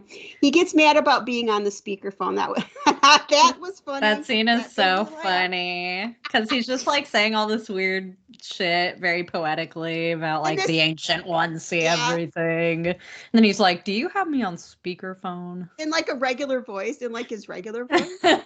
Yeah. Like somebody's dad. Right. And then Hadley's like, no, I don't have you on speakerphone. He's like, yes, you do. I can tell by the way I sound. Yeah. And he's like, oh, you're right, buddy. Hold on. He's like, God, it's so embarrassing. I don't even know who's there with you. And there's really good foreshadowing in that scene too, because he's the harbinger. He's supposed to be warning everybody, and then they go anyways. The same thing is happening inside the control room. He's trying to warn them about Marty, about what's going on, and they're not. Yeah. Dude. You should be leading this whole discussion. I just watched. Well, I'm glad you're piping in whenever. Yeah. Seriously, keep piping in whenever. It helps. Yeah, it's kind of cool to have me talking as a first-time watch to play off of you talking as a, I know absolutely everything about this. So that's actually very cool. All right. Yeah, I've seen it I'm in the middle. I've seen it like 3 times. So. Cut back to the kids in the lake, back to the facility where they are taking bets. Truman refuses to participate. Back to the cabin with the kids partying while the facility watches. They play truth or dare. Marty dares Jules to make out with the wolf head. She flirts with it and makes out with it. Now it's Dana's turn. She's goaded into choosing dare. You went past that way too fast. That was gross. That's it. I'm good. And the fun fact, they covered the I was gonna say the moose. They covered the moose, aka the wolf, with powdered sugar. So it looked dusty and it was delicious. Oh, yeah. I heard about that trivia somewhere once. You're right. Yeah. Ugh. But Jules is just like licking all up on its teeth and its tongue and everything. Marty's so high, he thinks it's a moose's head. Yeah. It's a great scene. So funny. You see everybody go from like, yeah, to, oh, God. And the part about the bets as well, like that whiteboard. Somebody has paused the whiteboard and written all the things that are on the whiteboard down. It's on the Cabin in the Woods wiki. Nice. But there's some really neat things on there. Yes. The place and I can't remember, is the intern's name like Rod or Ron or something? Ronald. Ronald, this is when he's like, he wants to put his bets in on the Buckner zombies. And he's like, well, maintenance picks that every year, so you're gonna have to share the pool with maintenance, And Ronald's like, oh, what do you think I should do? He's like, I want this conversation to be over. I love the actor that plays Ronald is Tom Lenk, and he played one of my favorite villains on Buffy. He was one of the trio nerds back in season 6 of Buffy. Was he? Andrew. He played Andrew. He was the only nerd to survive the series. That wasn't Andrew, was it? It was Andrew. How did I miss that? No. Yep, Tom Lenk. Oh my God, I can't believe I missed that. I am such a loser. Okay, sorry. Continue, Tammy. Oh, no, you're fine. I'm just letting you guys fangirl your little thing over there. So yes, I was going to say, as a first time watcher, knowing this is going to eventually become a horror movie, I'm like, that wolf is going to come alive and eat her face, but he doesn't. Okay, she flirts with it and makes out with it in detail. Now it's Dana's turn. She's goaded into choosing dare. Jump scare, the cellar door behind her slams open. Evil Dead, right? They wonder what's down there. What's down there? Like, I don't know, get the fuck out of there, because that thing just flew open on its own. And then Jules dares Dana to go down and find out, and she does. I said F that. She looks around with the flashlight. Lots of creepy dolls, of course, and pictures. Looks like some family's entire belongings. She cries out and everyone comes down. They light a lantern and begin to look around at all the creepy stuff. Kurt starts in on the Hellraiser puzzle box that is actually a puzzle sphere. The music box seems to be putting them all into a trance. Dana begins to read from a Book of the Dead, Diary of Anna Bruckner from 1903. She begins to read about how the family butchers people, each other. She reads that reading from the book will bring them back. Don't read the Latin, I said the gate. Someone tells her to read it out loud, so she does, of course. We see a hand come up out of the ground as dead bodies with weapons start to rise outside. Now, this scene is really cool because this is when even right when the cellar door slams open and someone's like, oh, I guess it must have been the wind. Marty's like, that doesn't make sense. And so this is like where he really starts to become the voice of reason and everybody's just ignoring him for some reason. And I love how they all start getting fascinated with different objects and that tension that's building throughout the scene as they get closer to putting on the necklace or blowing into the conch shell or whatever it is that they're fascinated with. And we're really, that gets fleshed out a lot more later on. We figure out what all that is. But that scene is just like good technicality wise in itself, without even knowing what's happening yet. Go ahead, Laura. No, go ahead. So two things really quick. So the don't read the Latin line, I think, is also a callback to Buffy again, where Giles goes, Xander, don't read Latin in front of the books, because then he sets them all on fire. But that was the one thing. But the other thing was, so this is an idea that came in my brain like the second or third time I saw this movie, was wouldn't it have been amazing if they had filmed different monsters? Like if it wasn't just the Buckners and like you went to the theater and you didn't know which ending you were going to get. Like you might have the Buckners one day and the next day you might, like, that would have been so cool. Wouldn't have made the ending of the movie work, but like I would have loved to have seen more than just the Buckners, because I wanted to see everything in that room, like all the things and what everything connected to. Everything except the mermen. Yeah, so that scene later on will still be just as hilarious. Yes. Yes. Oh my God, that would have been really fun. One of those where we all go to the theater and we're talking about our favorite scenes, and then someone's like, "What are you talking about? There was no little girl ballerina with rows of teeth in her face. What?" The Sugar Plum Fairy.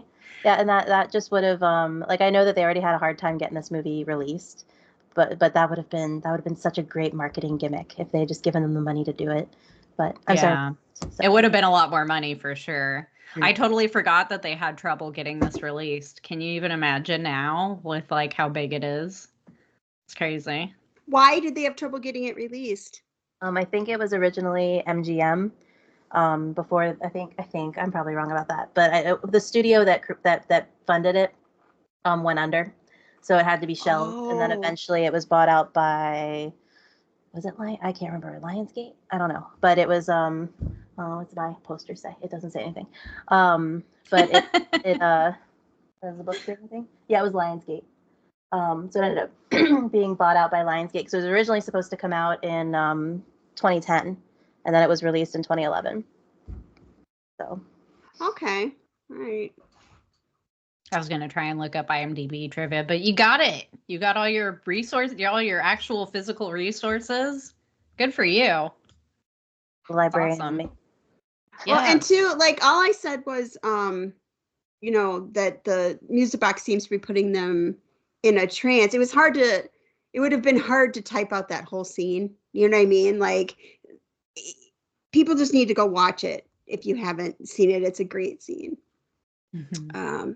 Okay, we are interrupted by the facility guy, which I still didn't have their names down at this point, announcing they have a winner, the Buckners, and congratulations to maintenance who share the pot with Ronald the intern. Chemistry Girl and Truman watch the zombies head for the house on the screens in the facility and discuss the ethics. Sitterson and Hadley, these are the facility guys. Sitterson and Hadley lament over losing the bet and show Japan on the screen. Back to the cabin. Jules is doing a strip dance for everyone. She teases Marty, then leaves with Kurt. This was kind of an uncomfortable scene a little bit with her like coming on to everybody. It just, I mean, we find out in a minute why, but like it just suddenly was like, what? How drunk is she? You know what I mean? She just like, whoa. And I like that they spent more time on that whole thing again with Marty being like, I don't care how drunk she is. Like, she's been my friend for a long time. I've seen her really drunk and she's never acted like that. So we're really getting the sense that these kids are being forced into something that they're not, you know? Yeah. And I'm glad he's there to be like, to say, because we wouldn't know this. We don't know these kids. You know, we don't know what's going on at this point. So I think it's, him starting to give these little hints like something's going on here, you know? So she teases Marty and then leaves with Kurt, leaving Dana and Marty and Holden alone by the fire. Dana looks outside, then gets a beer. Marty brings up that, hey, isn't everyone acting weird to Dana? She says they're just drunk. He suggests puppeteers, then retracts it quickly. Now this again too, like, you know, I told you at this point, I'm thinking some of these kids are in on this, you know, so I'm thinking, oh, Marty's in on it too, you know, at this point, that's what I was thinking.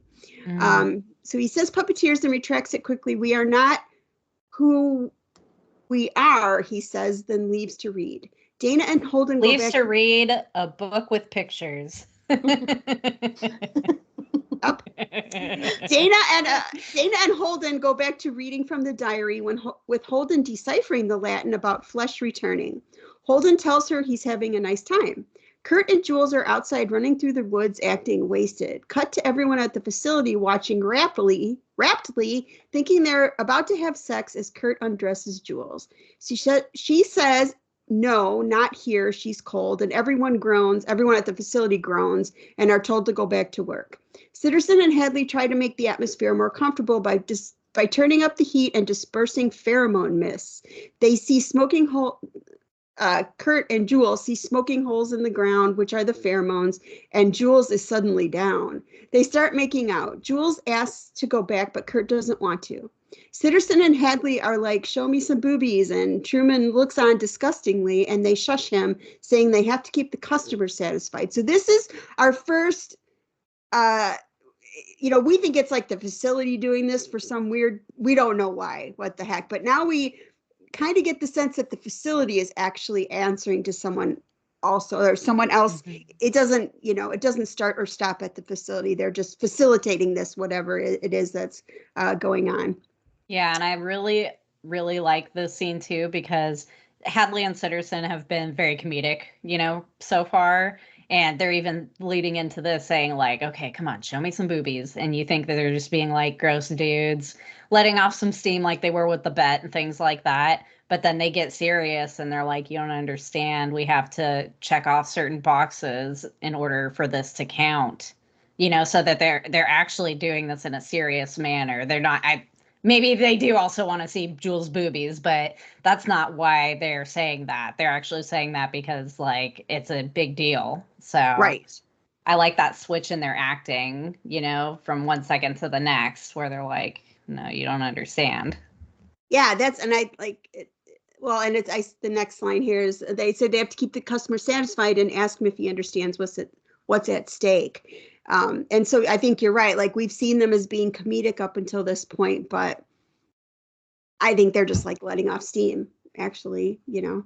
I think they're just trying to like portray a coolness like for the rest of the facility. So and that they're in charge or that they've got it under control. Yeah, exactly. Sitterson and Hadley watch rapidly as Jules undresses and we have boobies. Suddenly, Jules is stabbed in the hand by one of the zombies conjured up by the book. Kurt attacks it and gets stabbed. More zombies arrive and attack Kurt.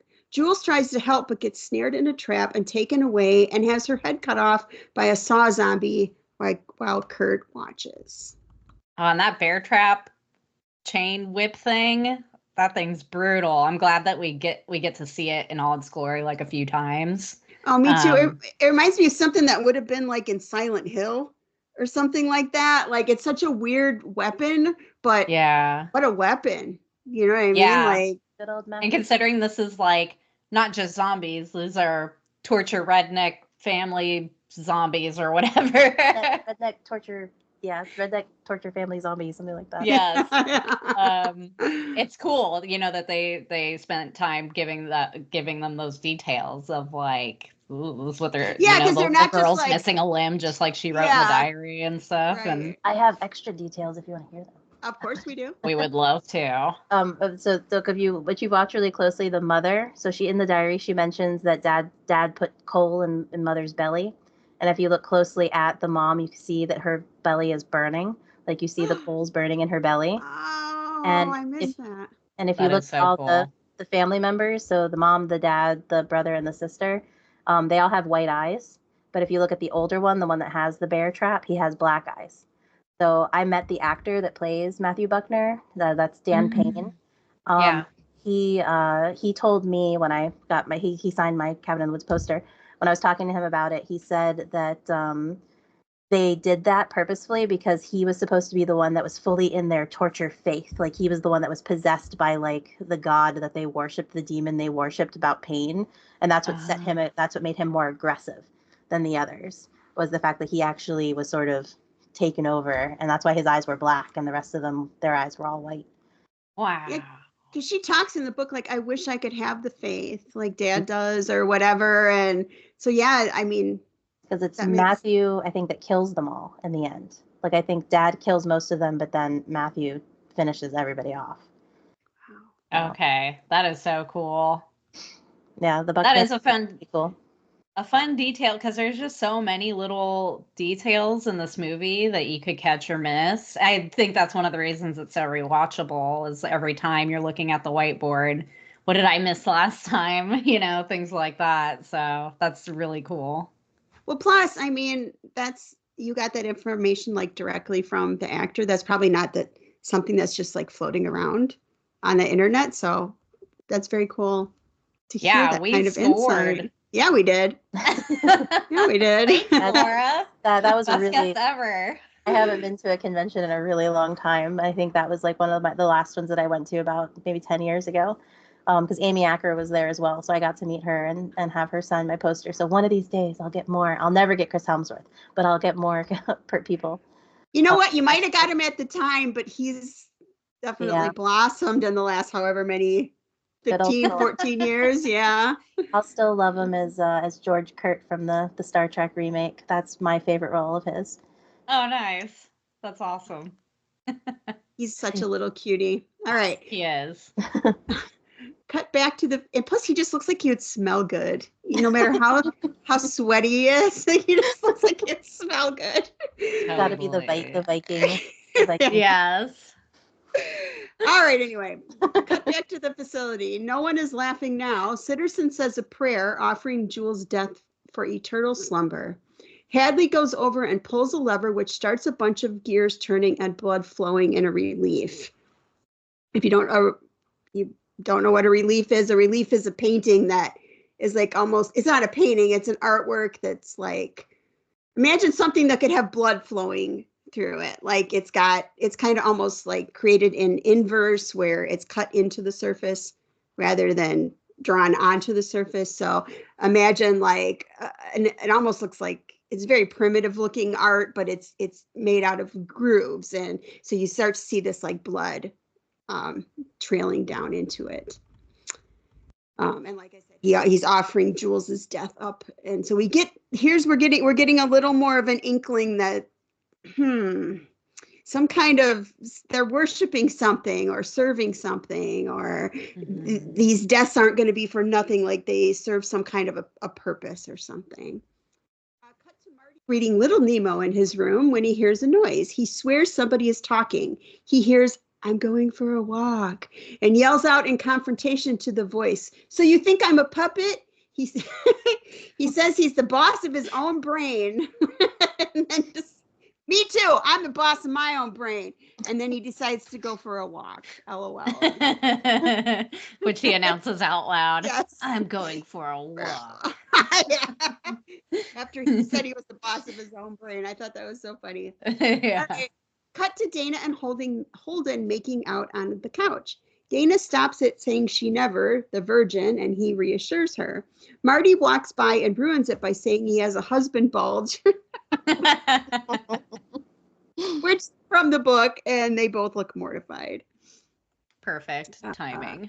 Yes. Cut to Marty outside whistling, saying, "I thought there'd be stars. We are abandoned." He pees outside. We see someone behind him lumbering towards the house. Suddenly, Kurt runs into him and tells him to fucking run. They are now surrounded by zombies. Kurt and Marty make it into the house, and Dana and Holden see he is covered in blood. Kurt is covered in blood, and ask him if it's his. They ask where Jules is, and Kurt says she's gone. "We got to get out of here." Dana goes to open the front door, but Marty tells her, "Don't. There's a dead girl out there." And of course, she opens it anyway, and we see the huge saw zombie standing there. He throws her Jules's head, which she then throws. Kurt makes to slam the door just before the zombie is able to come in. Dana realizes it's Patience from the book. Kurt says, "We have to go room by room and barricade everything." Night of the Living Dead, I said. Okay, cut back to the facility where Sitterson and Hadley look discouraged that they are going to stay together, meaning the group of kids is going to stay together. Sitterson presses some buttons and suddenly Kurt wants to split up. Holden agrees when suddenly the zombies start busting in. Marty yells to head for their rooms which Sitterson promptly locks. Marty accidentally knocks over a lamp, but in doing so, he uncovers a bug and a camera with a microphone. This is great. My parents are gonna be so mad at me. They're gonna think I'm such a stoner or whatever. Cut to the facility who see the breach. Hadley orders the chem department to pump Thorazine into Marty's room. Sitterson stops him because he sees Judah. Oh, Judah Buckner is the name of the saw zombie. I know that now, but I didn't know it that whole time. Anyway, okay. Sitterson stops him because he sees Judah Buckner coming. Marty thinks he's on a reality show. Judah breaks through the window and grabs Marty and pulls him out. Marty hits him and runs, but Judah throws his knife and hits him in the back. Judah drags him away, screaming for help. We hear him being cut up. Again in the facility after this death, a lever is pulled and more blood is released and flows into the relief. There's a lot of rumbling from underneath the city and in the cabin as well. A zombie tries to come through Dana's window and stab her. Holden breaks through the one-way mirror and pulls her into that room. The zombies start trying to break into that room. There's a trap door to the basement in that room that Dana opens. They drop into the basement. They tell Kurt in the next room to get down into the basement. Dana turns on the light and they see all the family's torture implements. She says it's the black room from the diary where they killed people and that they're going to kill them. Holden says no way, they just need to find out they just need to find a way out when he's suddenly hit in the back with a hook, Black Christmas, Texas Chainsaw, and pulled up by a zombie. Dana pulls him back down. All of this with the hook in him. Ow, I said. Dana finds the bear trap thing, right? That he grabs him with again. Oh, okay. All right. I missed that part. It just looked like I just saw, and then he was like up in the air. So I thought, okay, it's a bear trap thing. Dana finds a crowbar and stabs the zombie with it, then stabs him repeatedly. Which was awesome. Yes, it was very awesome. Squish, squish. Did you notice what happened with the knife later? So she was still holding the knife afterwards, and then Sitterson, I think, hits a button and shocks her, and she drops the knife. So she doesn't have a weapon as she walks along. No, I totally missed that. That's another great detail. Oh my God, that is so funny. I know, and there's so much going on in the scene that you can easily miss those little things. So again, the movie that wants to be rewatched. You know, you're going to be rewarded each time, I think. Back to the facility with Hadley lamenting over the zombie killing. Kurt suddenly throws open a door and they escape upstairs and start trying to get through the barricaded door to the outside. Dana asks about Marty and Kurt says they got him. They run through the woods to the camper. Cut to Japan with the ring girl terrorizing schoolgirls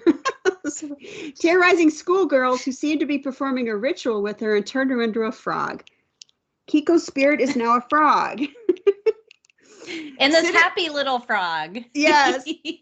So Japan's out. Sitterson and Hadley yell, "Fuck you" to Japan. They yell it like individually to each little girl on screen. It's so funny. They're like, "Fuck you, fuck you." This is like another thing that makes me really that makes me wish we got more like this, like a TV show or something, because I want to know what's going on in the other facilities around the world, like how they, because I guess when we start analyzing things later, just like how is this different from how is what Japan does with their thing different than what we do, and it's just so cool.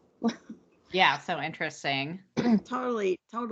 I was thinking that I was kind of starting to figure out what's going on here, but I'm like, wait a minute, I want to know what's going on over there, Yeah. Sitterson talks to the chem girl about the fatality, zero fatalities in Japan. They watch the camper heading back towards the tunnel. Chem tells them to get this chem girl. What is chem girl's name? Do we know? Lynn tells them to get this under control. They realize the tunnel is open and call the demolition team. Sitterson runs to the demolition department who don't know why the detonation didn't go off. He tries to get it to blow. It caves in right in front of the camper. They are stuck. They get out to assess and realize they'd have to climb. Kurt decides to try jumping with his dirt bike. It's a risk, but he says he's going to jump for jewels. But wham, he hits the sim wall and falls hundreds of feet. So this is what we were talking about at the beginning, where we thought, what if they had just kept the sim for this part and not revealed it at the beginning? It would have been very cool, I think. Yes. Still a really cool, impactful scene, though. Just him getting ready. He's like, yeah, I've done jumps bigger than this. I'm going to do this for Jules, and I'm going to go get the cops and guns, and I'm going to, get revenge for her and all this stuff. And they're like, okay, come back for us. He's like, I will. And it's all heroic and stuff. And then he just smacks into this invisible barrier and tumbles down, and all their hopes and dreams just tumbled away with him. And they keep the camera on him falling what has to be 100 feet, just like ding, ding, ding, ding. Yeah. And I mean, to give them some credit, or at least me, I didn't know that was a sim and that he was going to hit that. So even though, yes, we already know this is a sim, I didn't know this part. I don't know he was going to hit it, on his bike. So there is that. So it's good dramatic irony of us as the audience knowing a bit, like if we remember the bird at the beginning, like going, wait, no, don't jump. Something bad's going to happen. Yeah. I think the first time I watched it, it was a thing where I hadn't put it together. I mean, I noticed it early on and I'm like, oh, okay. But then when he was going to jump, I wasn't like, oh, wait, he's going to hit it. It wasn't until he hit it. And I was like, oh, yeah. I think they did do a good job of having so much more stuff going on that we forgot about it until it came up again. Yeah, that is so true. Maybe I won't change it. Maybe. Well, I forget everything. I'm on the opposite spectrum side of the spectrum as you, who remembers all of the things that happen in the movie while you're watching it. So I don't like it. All right. Dana remembers puppeteers and Marty was right. Holden tells her to get in the van as she realizes what is happening. Holden says he will find another way, but she says the sim will just stop anything that he tries. He tells her don't go crazy on him when he's suddenly stabbed in the neck by a zombie. That was such a good kill that I did not see that one coming at all. No, that zombie really took his time and waited. Yeah, it was so good. The camper goes over the edge and into the water. So, but Dana is still alive, but she has to get to the surface. The zombie tries holding her back, but that her trying to get away and get a breath and get to the surface, and the zombie's holding onto her foot. I felt that one. But she does get away. Back to the facility where they are celebrating everyone's demise with a beer. Truman can't believe they are celebrating when Dana is still alive. The ritual isn't complete. Hadley says the virgin death doesn't matter as long as it's last, just that she suffers. It's so mean. Hadley I know, and admits it's like it's still happening on the screens in the background, and there's even a moment when Hadley's like, "Oh, I'm really rooting for this girl, actually," you know, until everybody comes in and he's like, "My lady tequila." My favorite line in the whole movie. Tequila is my lady. Yeah, that's that line. My favorite I ruined line. your favorite line. Sorry. Oh, so funny. No, like, and then the song that they play, the REO Speedwagon song. Yeah. Yes. Have you listened to the lyrics of that song? I'm sure you have it. Like, I'm a crazy person, but like that song was picked purposefully. As soon as you are able, when I am willing. That's all you get. I love that. Hadley admits he's rooting for Dana, but gets cut off by other staffers coming in the room. Dana makes it to a pier and climbs out. You are right. This is, now that I think about it, this scene going on these huge monitors while this whole place is having a party is very impactful. Like, you'd have to see it to see what we're talking about, but it's just such a juxtaposition. I don't know. It's the whole thing of you have so many things going on at once all throughout this whole movie, and different things, but yet there's still this ultimate, like, we are doing this, we have to do this killing for the good of man, and to the point that, and so you think, oh, these people are really callous, but then we have this sweet little moment, I guess if you could say that, where Hadley's like, I'm really kind of rooting for her as he continues drinking while she's being, tried to be killed on the screens right behind him. Right. Dana makes it to a pier and climbs out. The zombie finds her as she lies there collecting herself. I said Jason, Friday the 13th. And we watch it try to kill her on the screen while everyone at the facility parties. Dana is putting up a fight. A red phone rings. Hadley and Sitterson say to turn the music off, and Hadley goes to answer it. Someone is still alive besides the virgin. So who's on the red phone? Is it, what's her face? The director? Sigourney Weaver? Yeah. That's what I figured. Yeah. Something we didn't bring up earlier. I think it happened earlier. It must have, when Truman was asking them, like, if the director cared about them betting and stuff, and they say, as long as we're doing what we're supposed to be doing upstairs, they don't care downstairs, which is kind of funny because that's like opposite of what you would think with the hierarchy, of like a corporation or something, or an office. But yeah, they're the guys upstairs and the director's downstairs. That's so true. Yeah. It's upside down. We have a great heroic moment here that you're about to say with the coffee cup. Hadley and Sitterson say to turn the and goes, someone is still alive besides a virgin. Marty, yay! He wraps the zombie's chain around his own neck and throws it in the lake. Dana and Marty run off. The zombie reemerges. They run to one of the graves and jump in and close a door. It's not a grave. Dana tells him she's the only one left. He finds an elevator where the zombies were let in. They realize they have no choice but to try the elevator. So this was like a sideways elevator, right? Like it's weird. It's not really like an elevator, like it's almost like a moving cubicle kind of thing. But as it travels through, they get to kind of see some of these other choices that they possibly could have made. So as it's going, like a werewolf, it stops and a werewolf tries to get in. They keep moving. A ghost tries to get in. It stops again. There's a ballerina with a mouth face. Dana realizes they chose the zombies with the Hellraiser ball, how they would die. The camera pans out and we see all the ways to die. And by the way, when Marty gets the elevator to like come and move and everything, is that indicating that he had been messing with the wires earlier and that's why they couldn't get the tunnel to blow? Yep. Okay, that's what I thought, but I wasn't totally sure. Oh, I didn't make that connection. Yep. Okay. And that, because that's when they said, well, there was a glitch and they were talking about it right before the phone rang again.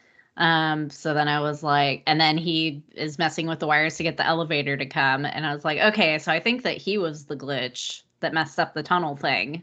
Like, not on purpose because he didn't know what he was doing, but. Yeah, and it's more of Hadley and Sitterson's, their egos, right? They think they got everything under control when they're letting these little things slip right by them. But just as another Joss Whedon thing, did either of you guys watch Firefly when that was on? Yes. So there are, if you look really closely, I haven't been able to find them yet, and I've watched this movie a million times. There's apparently Reavers from Firefly and Serenity, like the Reavers, the people are in one of the cubes. What? Okay, I'm gonna have to keep an eye out for that. That is cool. You know what, too? I think just the kind of the indifference of them shows how many times this has been done before. Hadley and Ritterson, it's just, this is just another day's work for them. And obviously they have what looks like, I don't know how many different kinds of monsters or whatever. So how many different, has this been being done forever and all time for the ancient ones, So, yeah. Yeah, I was trying to, because there was a line that Lynn said when she was explaining them to Truman earlier about nightmares. I can't remember if he was saying like this is the stuff of nightmares, and she was saying like this is where nightmares come from or something like that. So I don't remember which way that is, chicken or the egg, but yeah, it makes you think that they've been coming up with all these different kinds of monsters and creatures throughout time to match like whatever our fears are. And they're calling it, the stable, like, and they have like the zoologists, like, because they talked about that earlier on, about how. Oh, that's funny. I checked missed the that. zoology. We do have one of those when they were doing the bets and things like that. Oh my God. So in this meta world here, are they saying that every horror movie, since they all follow these tropes, every horror movie is actually like a snuff film from one of these rituals? I think that, like, overall, like, I feel like the ancient ones, I guess we'll get to that, but the ancient ones are supposed to represent horror movie fans, in my eyes. That's what they're supposed to represent. We're the customer. We're the ones that want to see the boobies. We're the ones that want to see every single thing happening, in a certain order. Because, I mean, that's why there's so many tropes in this. Like, it's the cabin in the woods trope. How many of those movies have we watched and loved and enjoyed?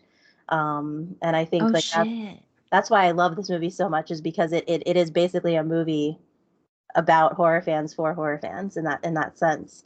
But it, yeah, like that's like, I love meta movies, and this is like the meta-ist of the meta.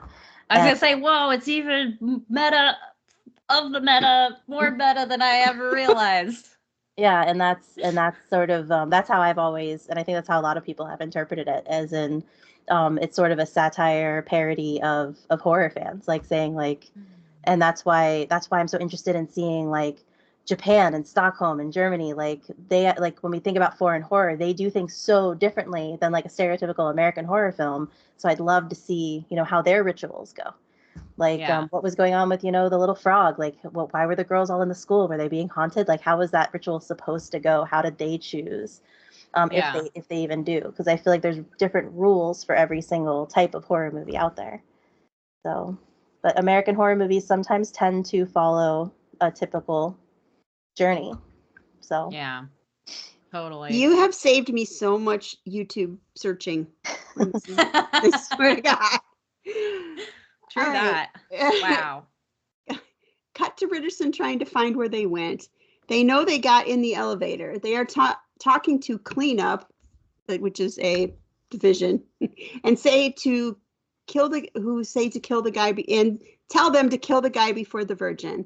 They find them on the monitor and tell security to bring them down. I just called them security, but they're like an army, like they're like armed. They're like a SWAT team. Yeah, thank you. Totally. Yeah. They are met by a guy with a gun who tell Dana to get out of the way so they can shoot Marty. A zombie arm grabs his foot of the guy with the gun. And Marty and Dana run, and a gun with a gun and the zombie's knife. A voice told them, which I didn't say it here, but there was a cute little, like, it was this arm of a zombie that was in the thing that, and he's just, and he like thanks it for, like saving them. That was cute. Thank you, zombie arm.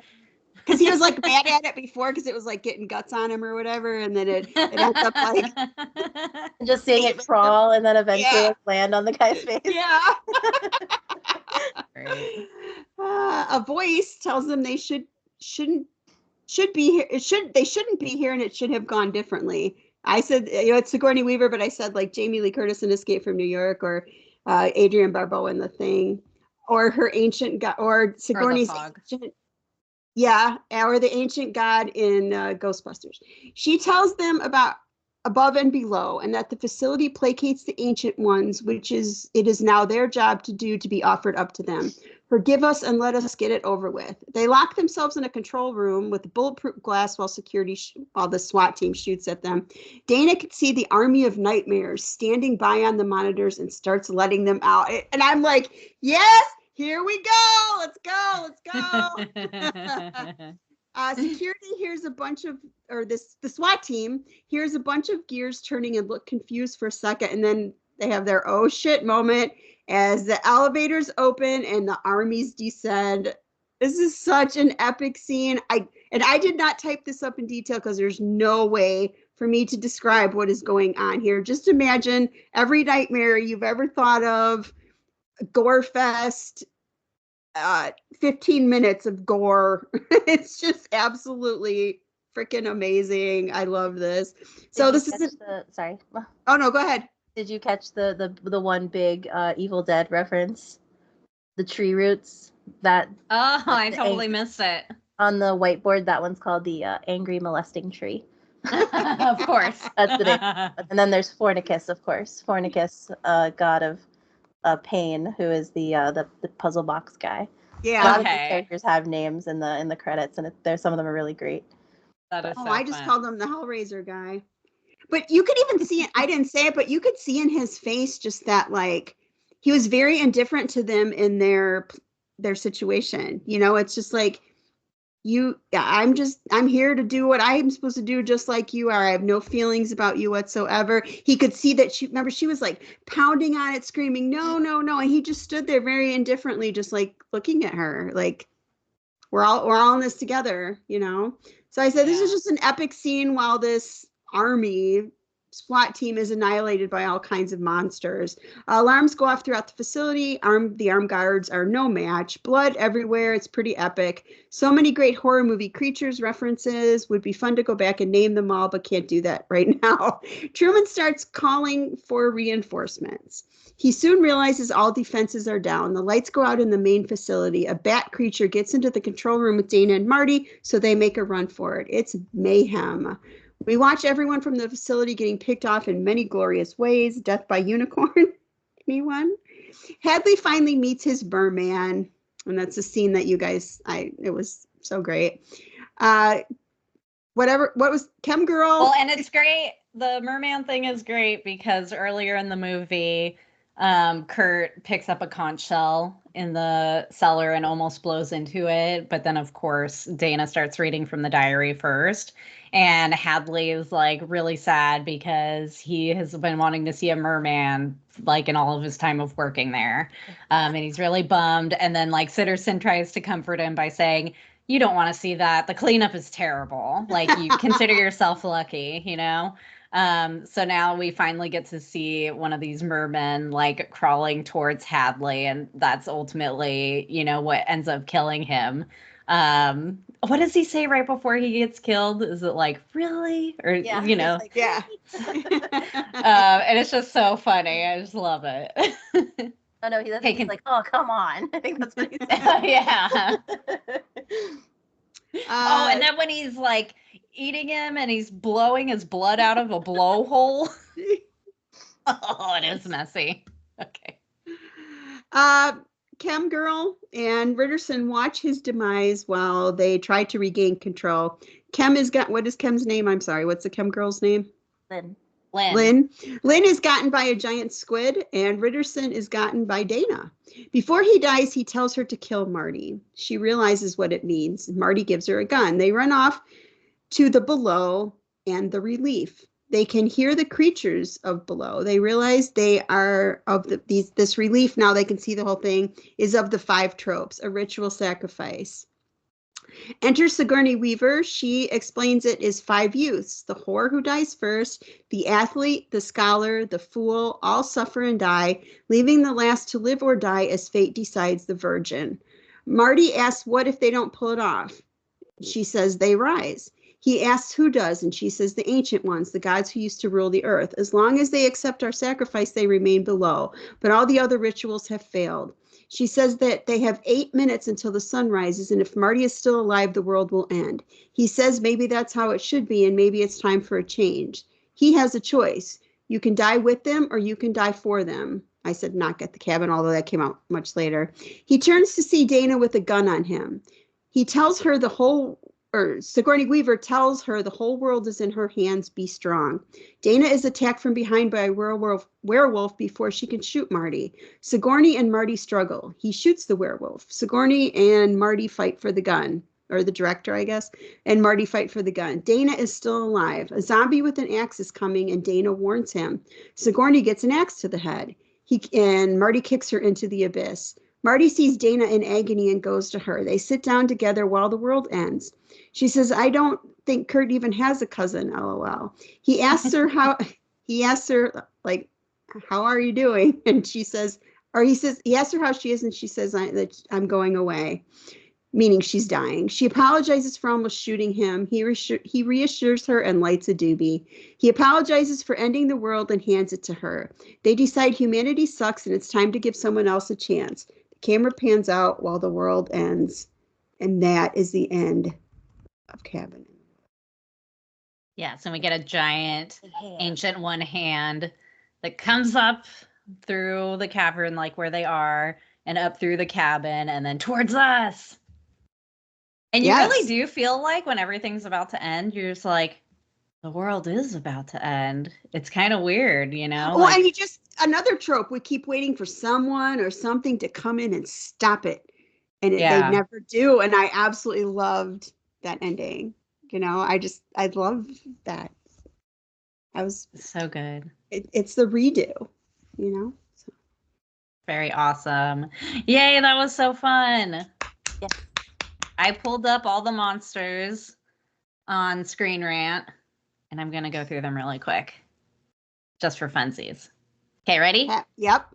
Werewolf, alien beast, mutants, wraiths, zombies, reptilius, clowns, witches, sexy witches, demons, hell lord, aka Fornicus, angry molesting tree, giant snake, deadites, Kevin, who's unseen, mummy, the bride, the scarecrow folk, snowman, dragon bat, vampires, dismemberment goblins, sugar plum fairy, merman, the reanimated, unicorn, the Huron, Sasquatch / Wendigo / Yeti, dolls, the doctors, zombie redneck torture family, jack-o'-lantern, giant, twins. I did see the twins. They were like the twins from The Shining. Yeah. The ancient ones, Boomer, the witch, smoker, tank, charger, and hunter, who are all from Left 4 Dead. Unicorn. Wait, didn't we already say unicorn? Or was that just earlier you? No, they do have it on here twice. No, you just said it just now. Yeah. Giant ape, the kraken, reaver, dogs, the blob. Oh, the evil twins. Maybe those are the shining twins. Floating head, the cyclops, face peeler, giant ant, garden gnome, the creeping shadow, killer birds, balding menace, giant deers, phantom, giant woman, ferrets. Ferrets are terrifying. Not ferrets. Killer toad, Ku Klux Klan, ooh, giant cat, insects, killer tarantula, plant creature, scorpion robot, tarp man, the sufficators, Cthulhu creature, the savage with a hatchet, owls, floating leech, two-headed monster, troll, giant lizard, giant alligator, giant centipede, slimy horned cloak creature, and Kiko. So the Japanese ghost. When I said it's mayhem, the scene I'm talking about is you are seeing all of those things running around killing people. And I want to be in the writer's room. It's like, all right, guys. Oh, look at this wonderful visual aid. I love it. everybody, let's make a list of every possible creature that could ever possibly be. You know what I mean? Yes. Like, oh my God. So much and then fun. somebody had to create them all. You know, Okay. like, you know who created them all? I saw that. I think that piece of trivia of who worked on makeup and who worked on some of the creatures. A husband-wife duo. Heather Langenkamp and her husband did makeup and creature effects for this movie. I didn't know that. Now I love it even more. That is so cool. Aww. Of trivia. Do one of you two want to read these? I can read them. I was trying to look up who Kevin was. That one, because I was trying to look that one up too. So I've heard two possibilities of who Kevin is.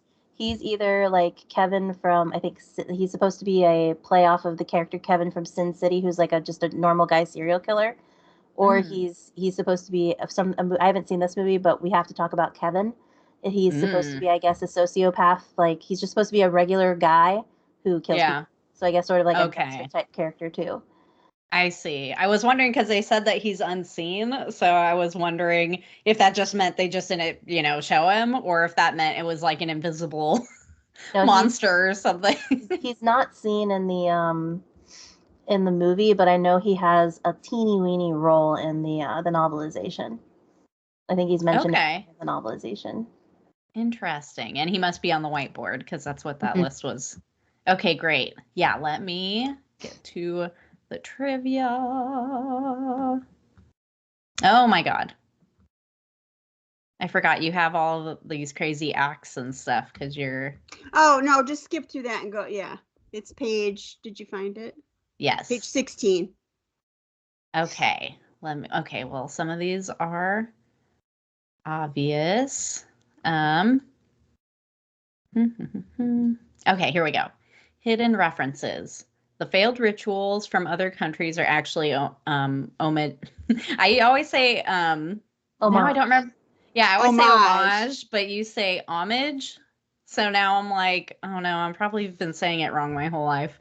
Are actually homages to classic horror movies. For example, the Kyoto Ritual references Ringu, Buenos Aires references King Kong, and Stockholm references John Carpenter's The Thing. Ooh.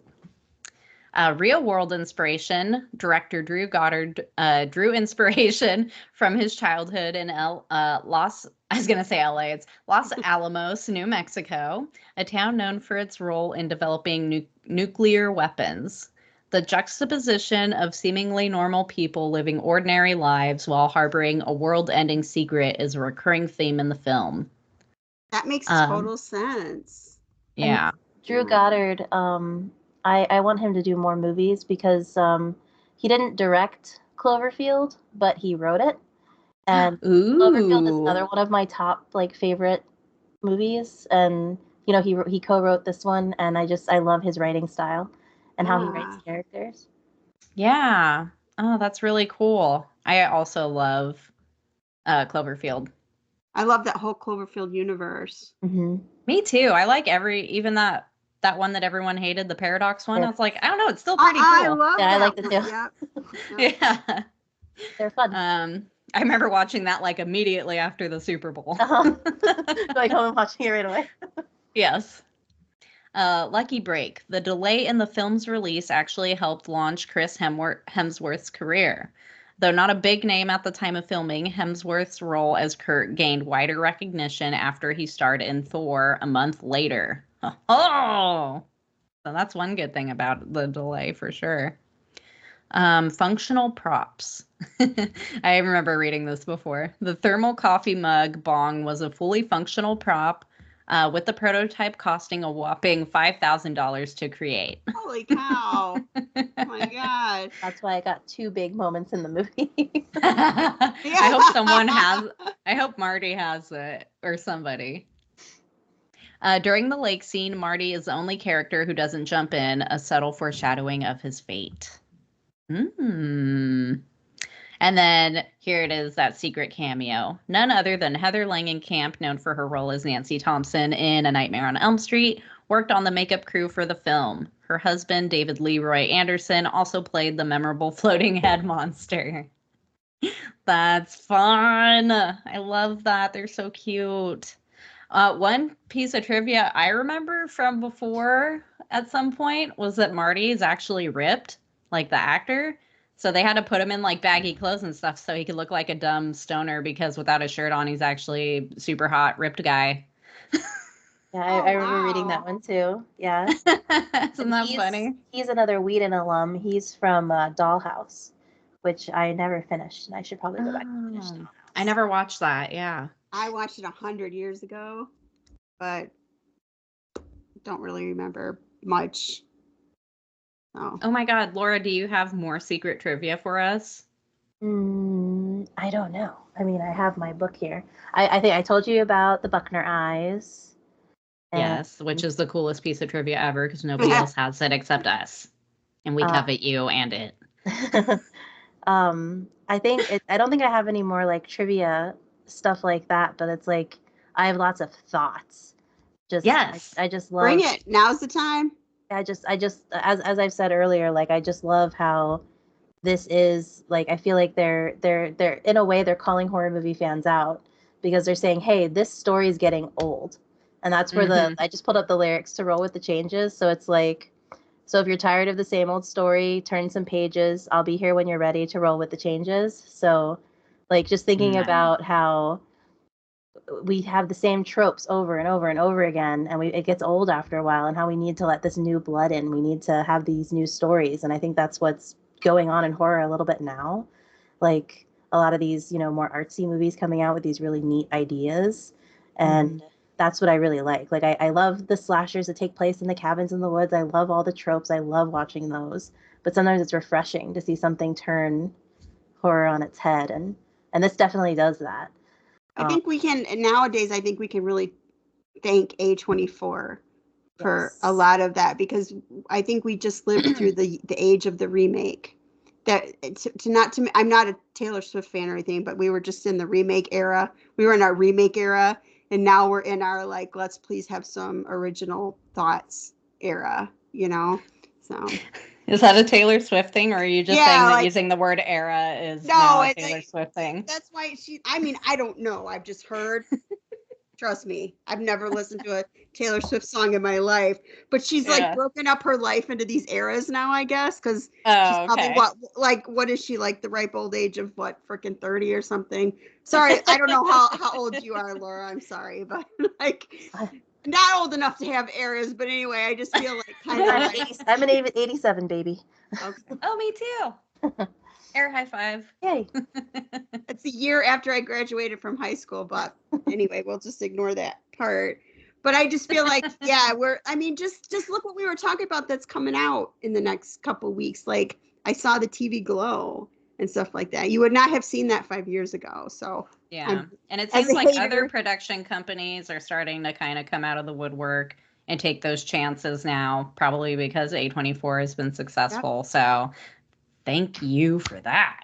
And it's nice to see what people, because I mean, like we have all the different genres within the genres, like how Blair Witch Project changed found footage movies, and how Paranormal Activity made them even I love found footage movies, made that something completely different. Like I love how like each generation or era we get something a little different than what we had before.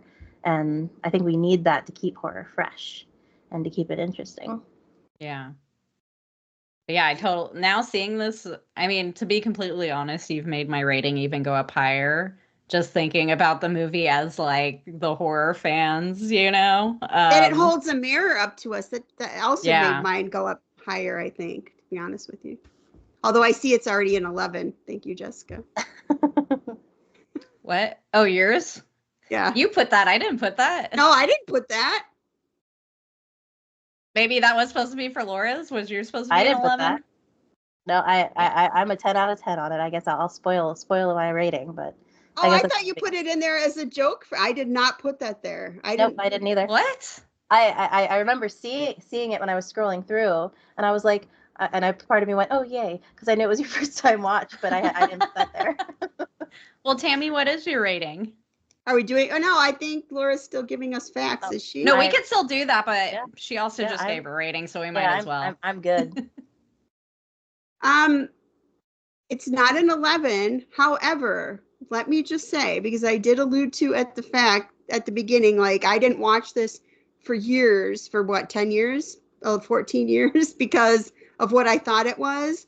And it completely blew my socks off. It was something completely different. And I was so thankful that it was. And now I feel like I can introduce it into my rewatches. That's how much I liked it. And I texted my son a little bit ago. I'm like, honey, have you seen Cabin in the Woods? Because I think you'd really like it. And he's like, Mom, I've seen it like 10 times. And he's only 15. So he's already beat me to it. But I got to give this like a 9 out of 10. And I'll tell you, the only thing that's keeping it from being a 10 out of 10 is like just that I wanted more from it. And that is not a bad thing to say. Like I totally agree. Like this should be a TV series or something, because I want to know all about all those creatures. I want to know I want to know about the other countries. I want to know how long has this been going on, and what was it like in the 1800s? If it's been going on forever, what was it like in the 1400s? And what was it like in the 1800s? Because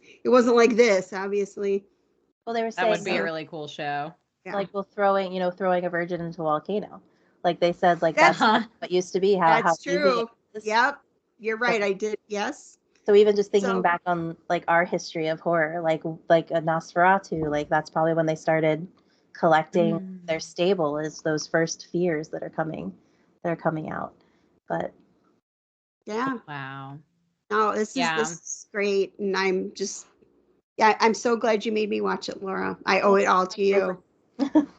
I know you've gotten lucky with guest picks so far.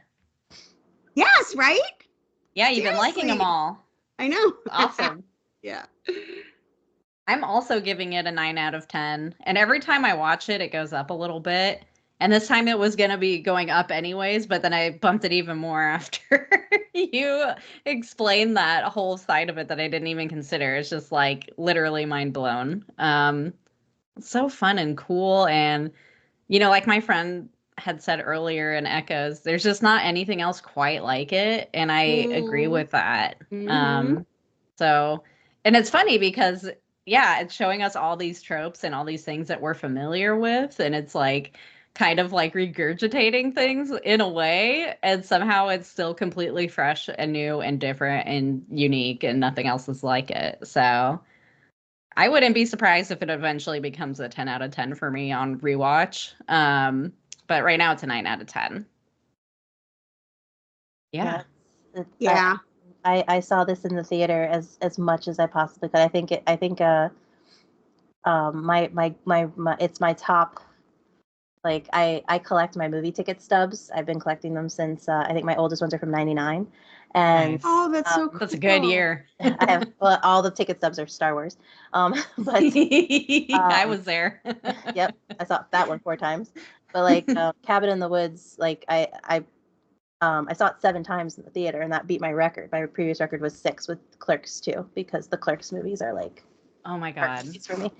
But we're so from the same year. Yeah. Well, hear my face talking that I saw the original Star Wars in the theater in 1977. So I'm both.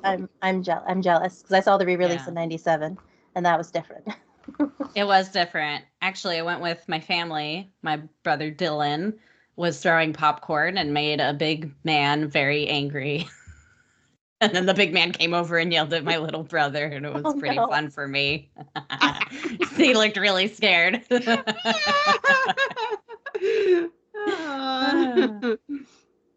Good times. No, but seriously, if you had more like themes or anything that you wanted to discuss, like totally feel free to bring it. We're here for you. I like screenshotted something, but I think I went over. Like it says, like I screenshotted this. I think I got this from the wiki, from the Cabin in the Woods wiki, but it says, in the metafiction meaning, the whole film is a criticism to horror film cliches and conventions, down to the point of having the American ritual itself as a play on the final girl trope. Given this fact, the Ancient Ones are a postmodern way the film authors have their say on how the horror film fans have grown old of primal fears in films, constantly asking for different and more elaborate experiences in horror fiction that has led to, ironically, many more cliche-filled films and a decadence on the genre. In other words, the Ancient Ones are the public itself that is watching the film. Yeah, that's just chef's kiss. So good. I just love it. And I love it too because I am both like the horror fan that will watch all the old same shit over and over and love it. But I also want the new blood. You know what I mean? I also think like, yeah, we can let the old ways die and see what new comes out of this. Give someone else a chance, as they said. So it's really fun because I could see a lot of people like kind of being offended by the whole point of the movie. But I think all those same people love this movie. You know what I mean? I mean, even all of our echoes from the abyss were all positive. We didn't get anything negative. You know what I mean? So yeah, I know that I think I listened to I think it was the Watsy Party with Dave Z and Watson. I listened to their episode on Cabin in the Woods. And I remember like listening to it, like was going, please, I really like listening to these two guys. Please let them really like the movie that I really like. And I loved their review, like even much so like that's the first time I think I ever went into like a podcast Facebook group and I commented on something. Like that was the first time ever. So I was like, thank you so much for your awesome review. Nice. Because I know I've listened to each episode, but it's been a while since they've released stuff, so I can't remember what they said about it, but maybe I'll go back and re-listen to it. I love listening to it. This has been a really cool experience because I love listening to you guys like talk about the movies, and then I always like have something I want to say, but and then I'm just talking to my windshield because I used to listen in the car. Yes, but that's how we got in this business. We were you. Yes. I know. That's why I do it when my husband's like, why do you put so much time into doing this? And I'm like, it's just because then I don't know what else to do with it. Yeah, it stays up here and then I suddenly just vomit it all over and then hope somebody's listening to me somewhere. Yeah. To get overly excited. I know.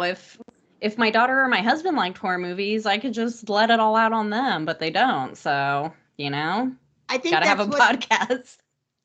We found our people, but we had to go on the internet to find them because you don't just trip over us every day. I'm not tripping over us in Wisconsin here. You know what I mean? No. And I mean, I know there's people and all that, but it's a new thing that it's a modern thing that you can find your people. They don't have to just be at church or the grocery store. Or, I had to go out into the ether to find my people, and now I find it. But I also think, yes, it's holding a mirror up to us a little bit, but I do think that horror, and you have to be a horror fan to get this, but I think we use these movies, we're getting something from them. I think it reaches something in us, or it's kind of like where we get our feels. So to say that like we want more, it's because I think horror movies get more than just a movie watching.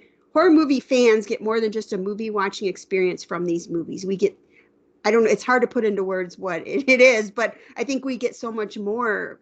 It just, I don't know, satisfied something in us, or it's able to reach us in some kind of a way. And so, yeah, maybe we do keep wishing for more and more things because we're looking for those feelings that, like Laura, you said, like you're a scaredy cat, but you also love to be scared. And I think we chase that dragon forever. We got that feeling that one time, and now it's like, I want that feeling again. And this is how I get my feeling. Because I know there's lots of people who are like, you're just sick. How can you watch that stuff? That's so disgusting, blah, blah, blah. There's something wrong with you. And it's like, no, this is my wiring. This is how I get my feels, and this is also where I see my people both on the screen and in these communities. And I think we're just so invested because this is what this is in our makeup or something. I don't know. There's just something about all of us that this is who we are. And we had to go out of ourselves and out of our comfort zones to find it. And I'm sorry, I'm getting on a soapbox here, but I think you just have to be one of us to understand what this does for us. And it's not something that, like, when your husband, Jessica, said to you, why do you put so much? It's like, go away. You're never going to understand. You know what I mean? Yeah. Like, I cannot make you understand this, but if you get it, you get it. And I'm sure it's the same for Star Trekkies and Taylor Swift fans and all these, you know, once you find your thing, it's just, I don't care how old you are, what sex you are, what you do for a living, how much money you have or whatever. This is my thing, and I have been waiting forever to find my place, you know, and I have now found it, and I'm going to put everything I have into it. And I also cannot get enough of it. Keep giving it to me, you know, because I can't get enough of it. But too, we do continue to return to these same tropes, but you know, what's coming out, you know, we talk about it all the time. So anyway, there was my brief attempt to make everyone understand why we do the things that we do, but yeah. I guess you had to be there. Well, it's an escapism thing too. Yeah, exactly. Yes. Like here I am being the nerdy person I am. So I had to do a research project last summer, and I decided to do a research project on anxiety and horror, and how and why they go together. Because like I have anxiety, like everybody does, my age especially. Same. And it's one of those things where why would people that are anxious about the world really like horror? And one of the another question I've gotten from my husband is like, you have general anxiety disorder. Why are you watching this? Well, that's the cool thing about it that I learned when I was doing this research is, I'm getting excited again. So like the it's the whole idea of when we're watching a horror movie, we sort of know what to expect, which is why we like these tropes, right? So we know what to expect, so we're able to feel these feelings in a safe environment versus, you know, going outside of our door and not knowing, you know, if we're gonna, you know, if something bad is gonna happen when we're just driving to work or something. So that's why horror is so much fun, because it allows us to release those anxious feelings in a safe space. And I think that's one of the reasons why I'm so drawn to it, because it's safe. It's such a weird way to say it, but it's safe. It allows like even if something unexpected happens, like, you know, you're gonna make it through and everything's going to be okay. Where in like reality, every little thing you're like, oh, why does it feel like it's the end of the world? And it's just like, I just have to go to the grocery store. Yeah. You girls are lucky, because I think it's a lot more anxiety is being talked about. But I grew up in an unsafe situation, and I had, you know, it being the 70s and all, you have nowhere to like put those feelings. Nobody talked about anxiety. Nobody, there was no medication, or if you took it in secret. Nobody went to a therapist, especially not like maybe some women, but definitely no men. And I think that's why I like started sneak watching horror, and it just, I don't know, it just felt like a safe space to me. And I think actually it helps to have anxiety for some reason. I think to be a horror fan, it definitely does something for me that my medication can't, or, you know, my experiences can't, or whatever. It just works with my wiring. And maybe you have to be wired a certain way, just like I don't understand someone who likes country music. I will never understand that. You know what I mean? Like my brain rejects anything like that, but that doesn't mean that it's not good for someone else. You know what I mean? So totally. I just think that it works as good as like a horror movie works as good as my clonazepam works. You know what I mean? It just does something for me. So yeah, for sure. Totes. Yeah, I agree. Oh, what a great conversation. Thanks, guys. This has been so much fun. Thank you guys so much. This has been so much fun. I'm so excited. Good. And we'll definitely have to have you on again at some point. Yeah, you were excellent. Oh, yeah, thank you. I felt like I was talking over, because sometimes I get excited. So I'm sorry for all the times. No, I think that's how everyone feels the first time they podcast. And in reality, like they're getting talked over the most.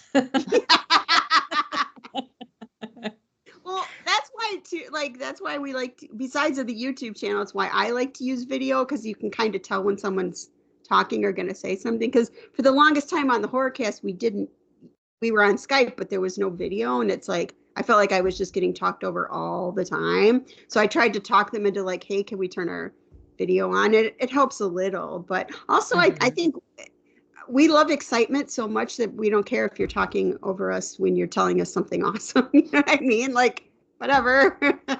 So. Yeah, and you almost have to with the way that this podcast is structured, because we just like are reading through each scene. So it's like you really have to just like kind of talk over the other person, politely. Like if we're on video, like we did sing. Like I was about to start doing like when I play Dungeons and Dragons with my friends, we have a signal for when we want to interrupt really quick, but we want to ask a question as a real person and not as our character. So usually we just be like, we just sort of like cross our fingers a little bit and be like, nice. That's what like we do when we Scout's honor. Yeah. Like I got something to say. Can I please? Oh my God. Super side note. My husband just started playing Dungeons and Dragons with some guys at work. And so he's like, learning all the ropes, and we've always wanted to play. So he said his ultimate goal is to become a dungeon master, of course, because that's totally his personality type. And I'm like, okay, good. That means I'll get to learn how to play finally, and I'll get to play too. Because I played during one campaign when I was in like middle school or something a long time ago. And I've always wanted to like actually get into it. So yeah, my group is getting together for the first time in over a year this Saturday, and we're playing just a quick one shot because it's so hard to get adults together. So yeah. I'm really excited. We have to build our characters before we meet up on Saturday. So it's fun. Yay. Oh, that's like the most fun part. Okay. Well, I think we're done talking about the cabin in the woods. We had a lot of anxiety and horror and all those deep things that we just went through was great. So before we take off, we are going to get into our monstrous mention for the week. And I've had drag on the brain a lot lately. I've been going to some drag shows. I've got some coming up. I'm really excited. So I've chosen Jarvis Hammer, who is a drag king, to be our monstrous mention this week. And Jarvis Hammer is not only a drag king, but a ghost, which makes him oh so fascinating, unique, and awesome.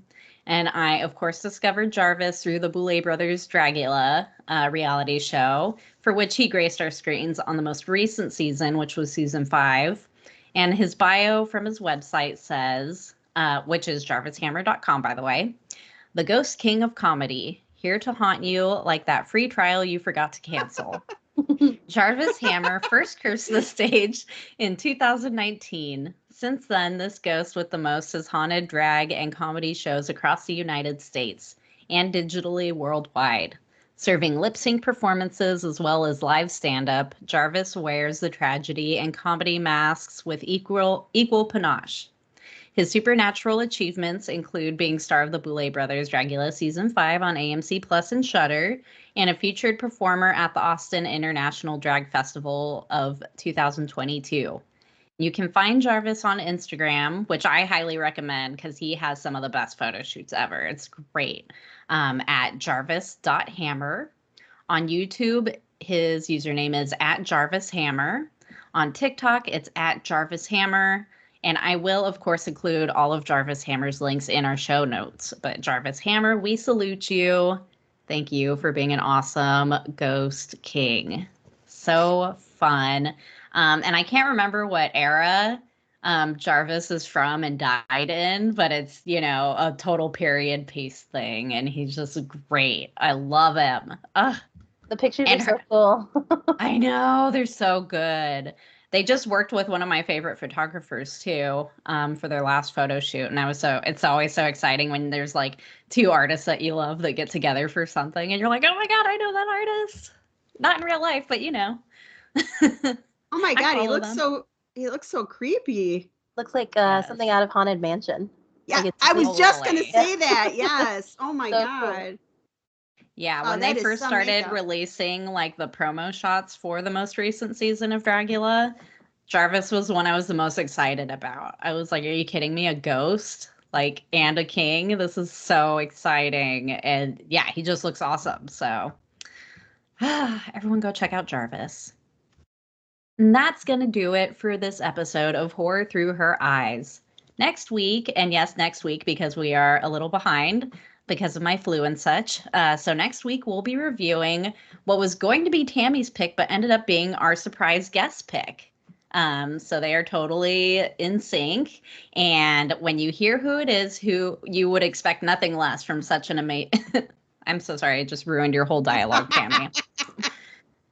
When you hear who it is, you would expect nothing less than such amazing taste as the House of the Devil. Yes!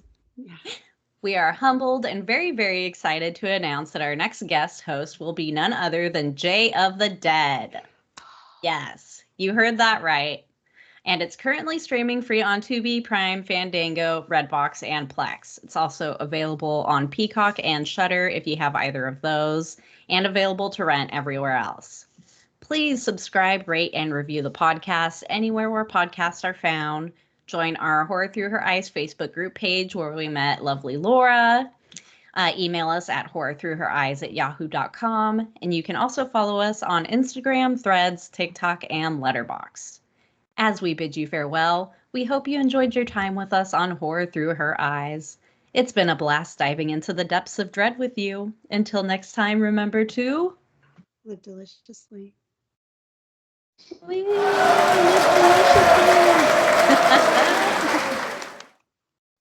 That was awesome. Oh, well, Laura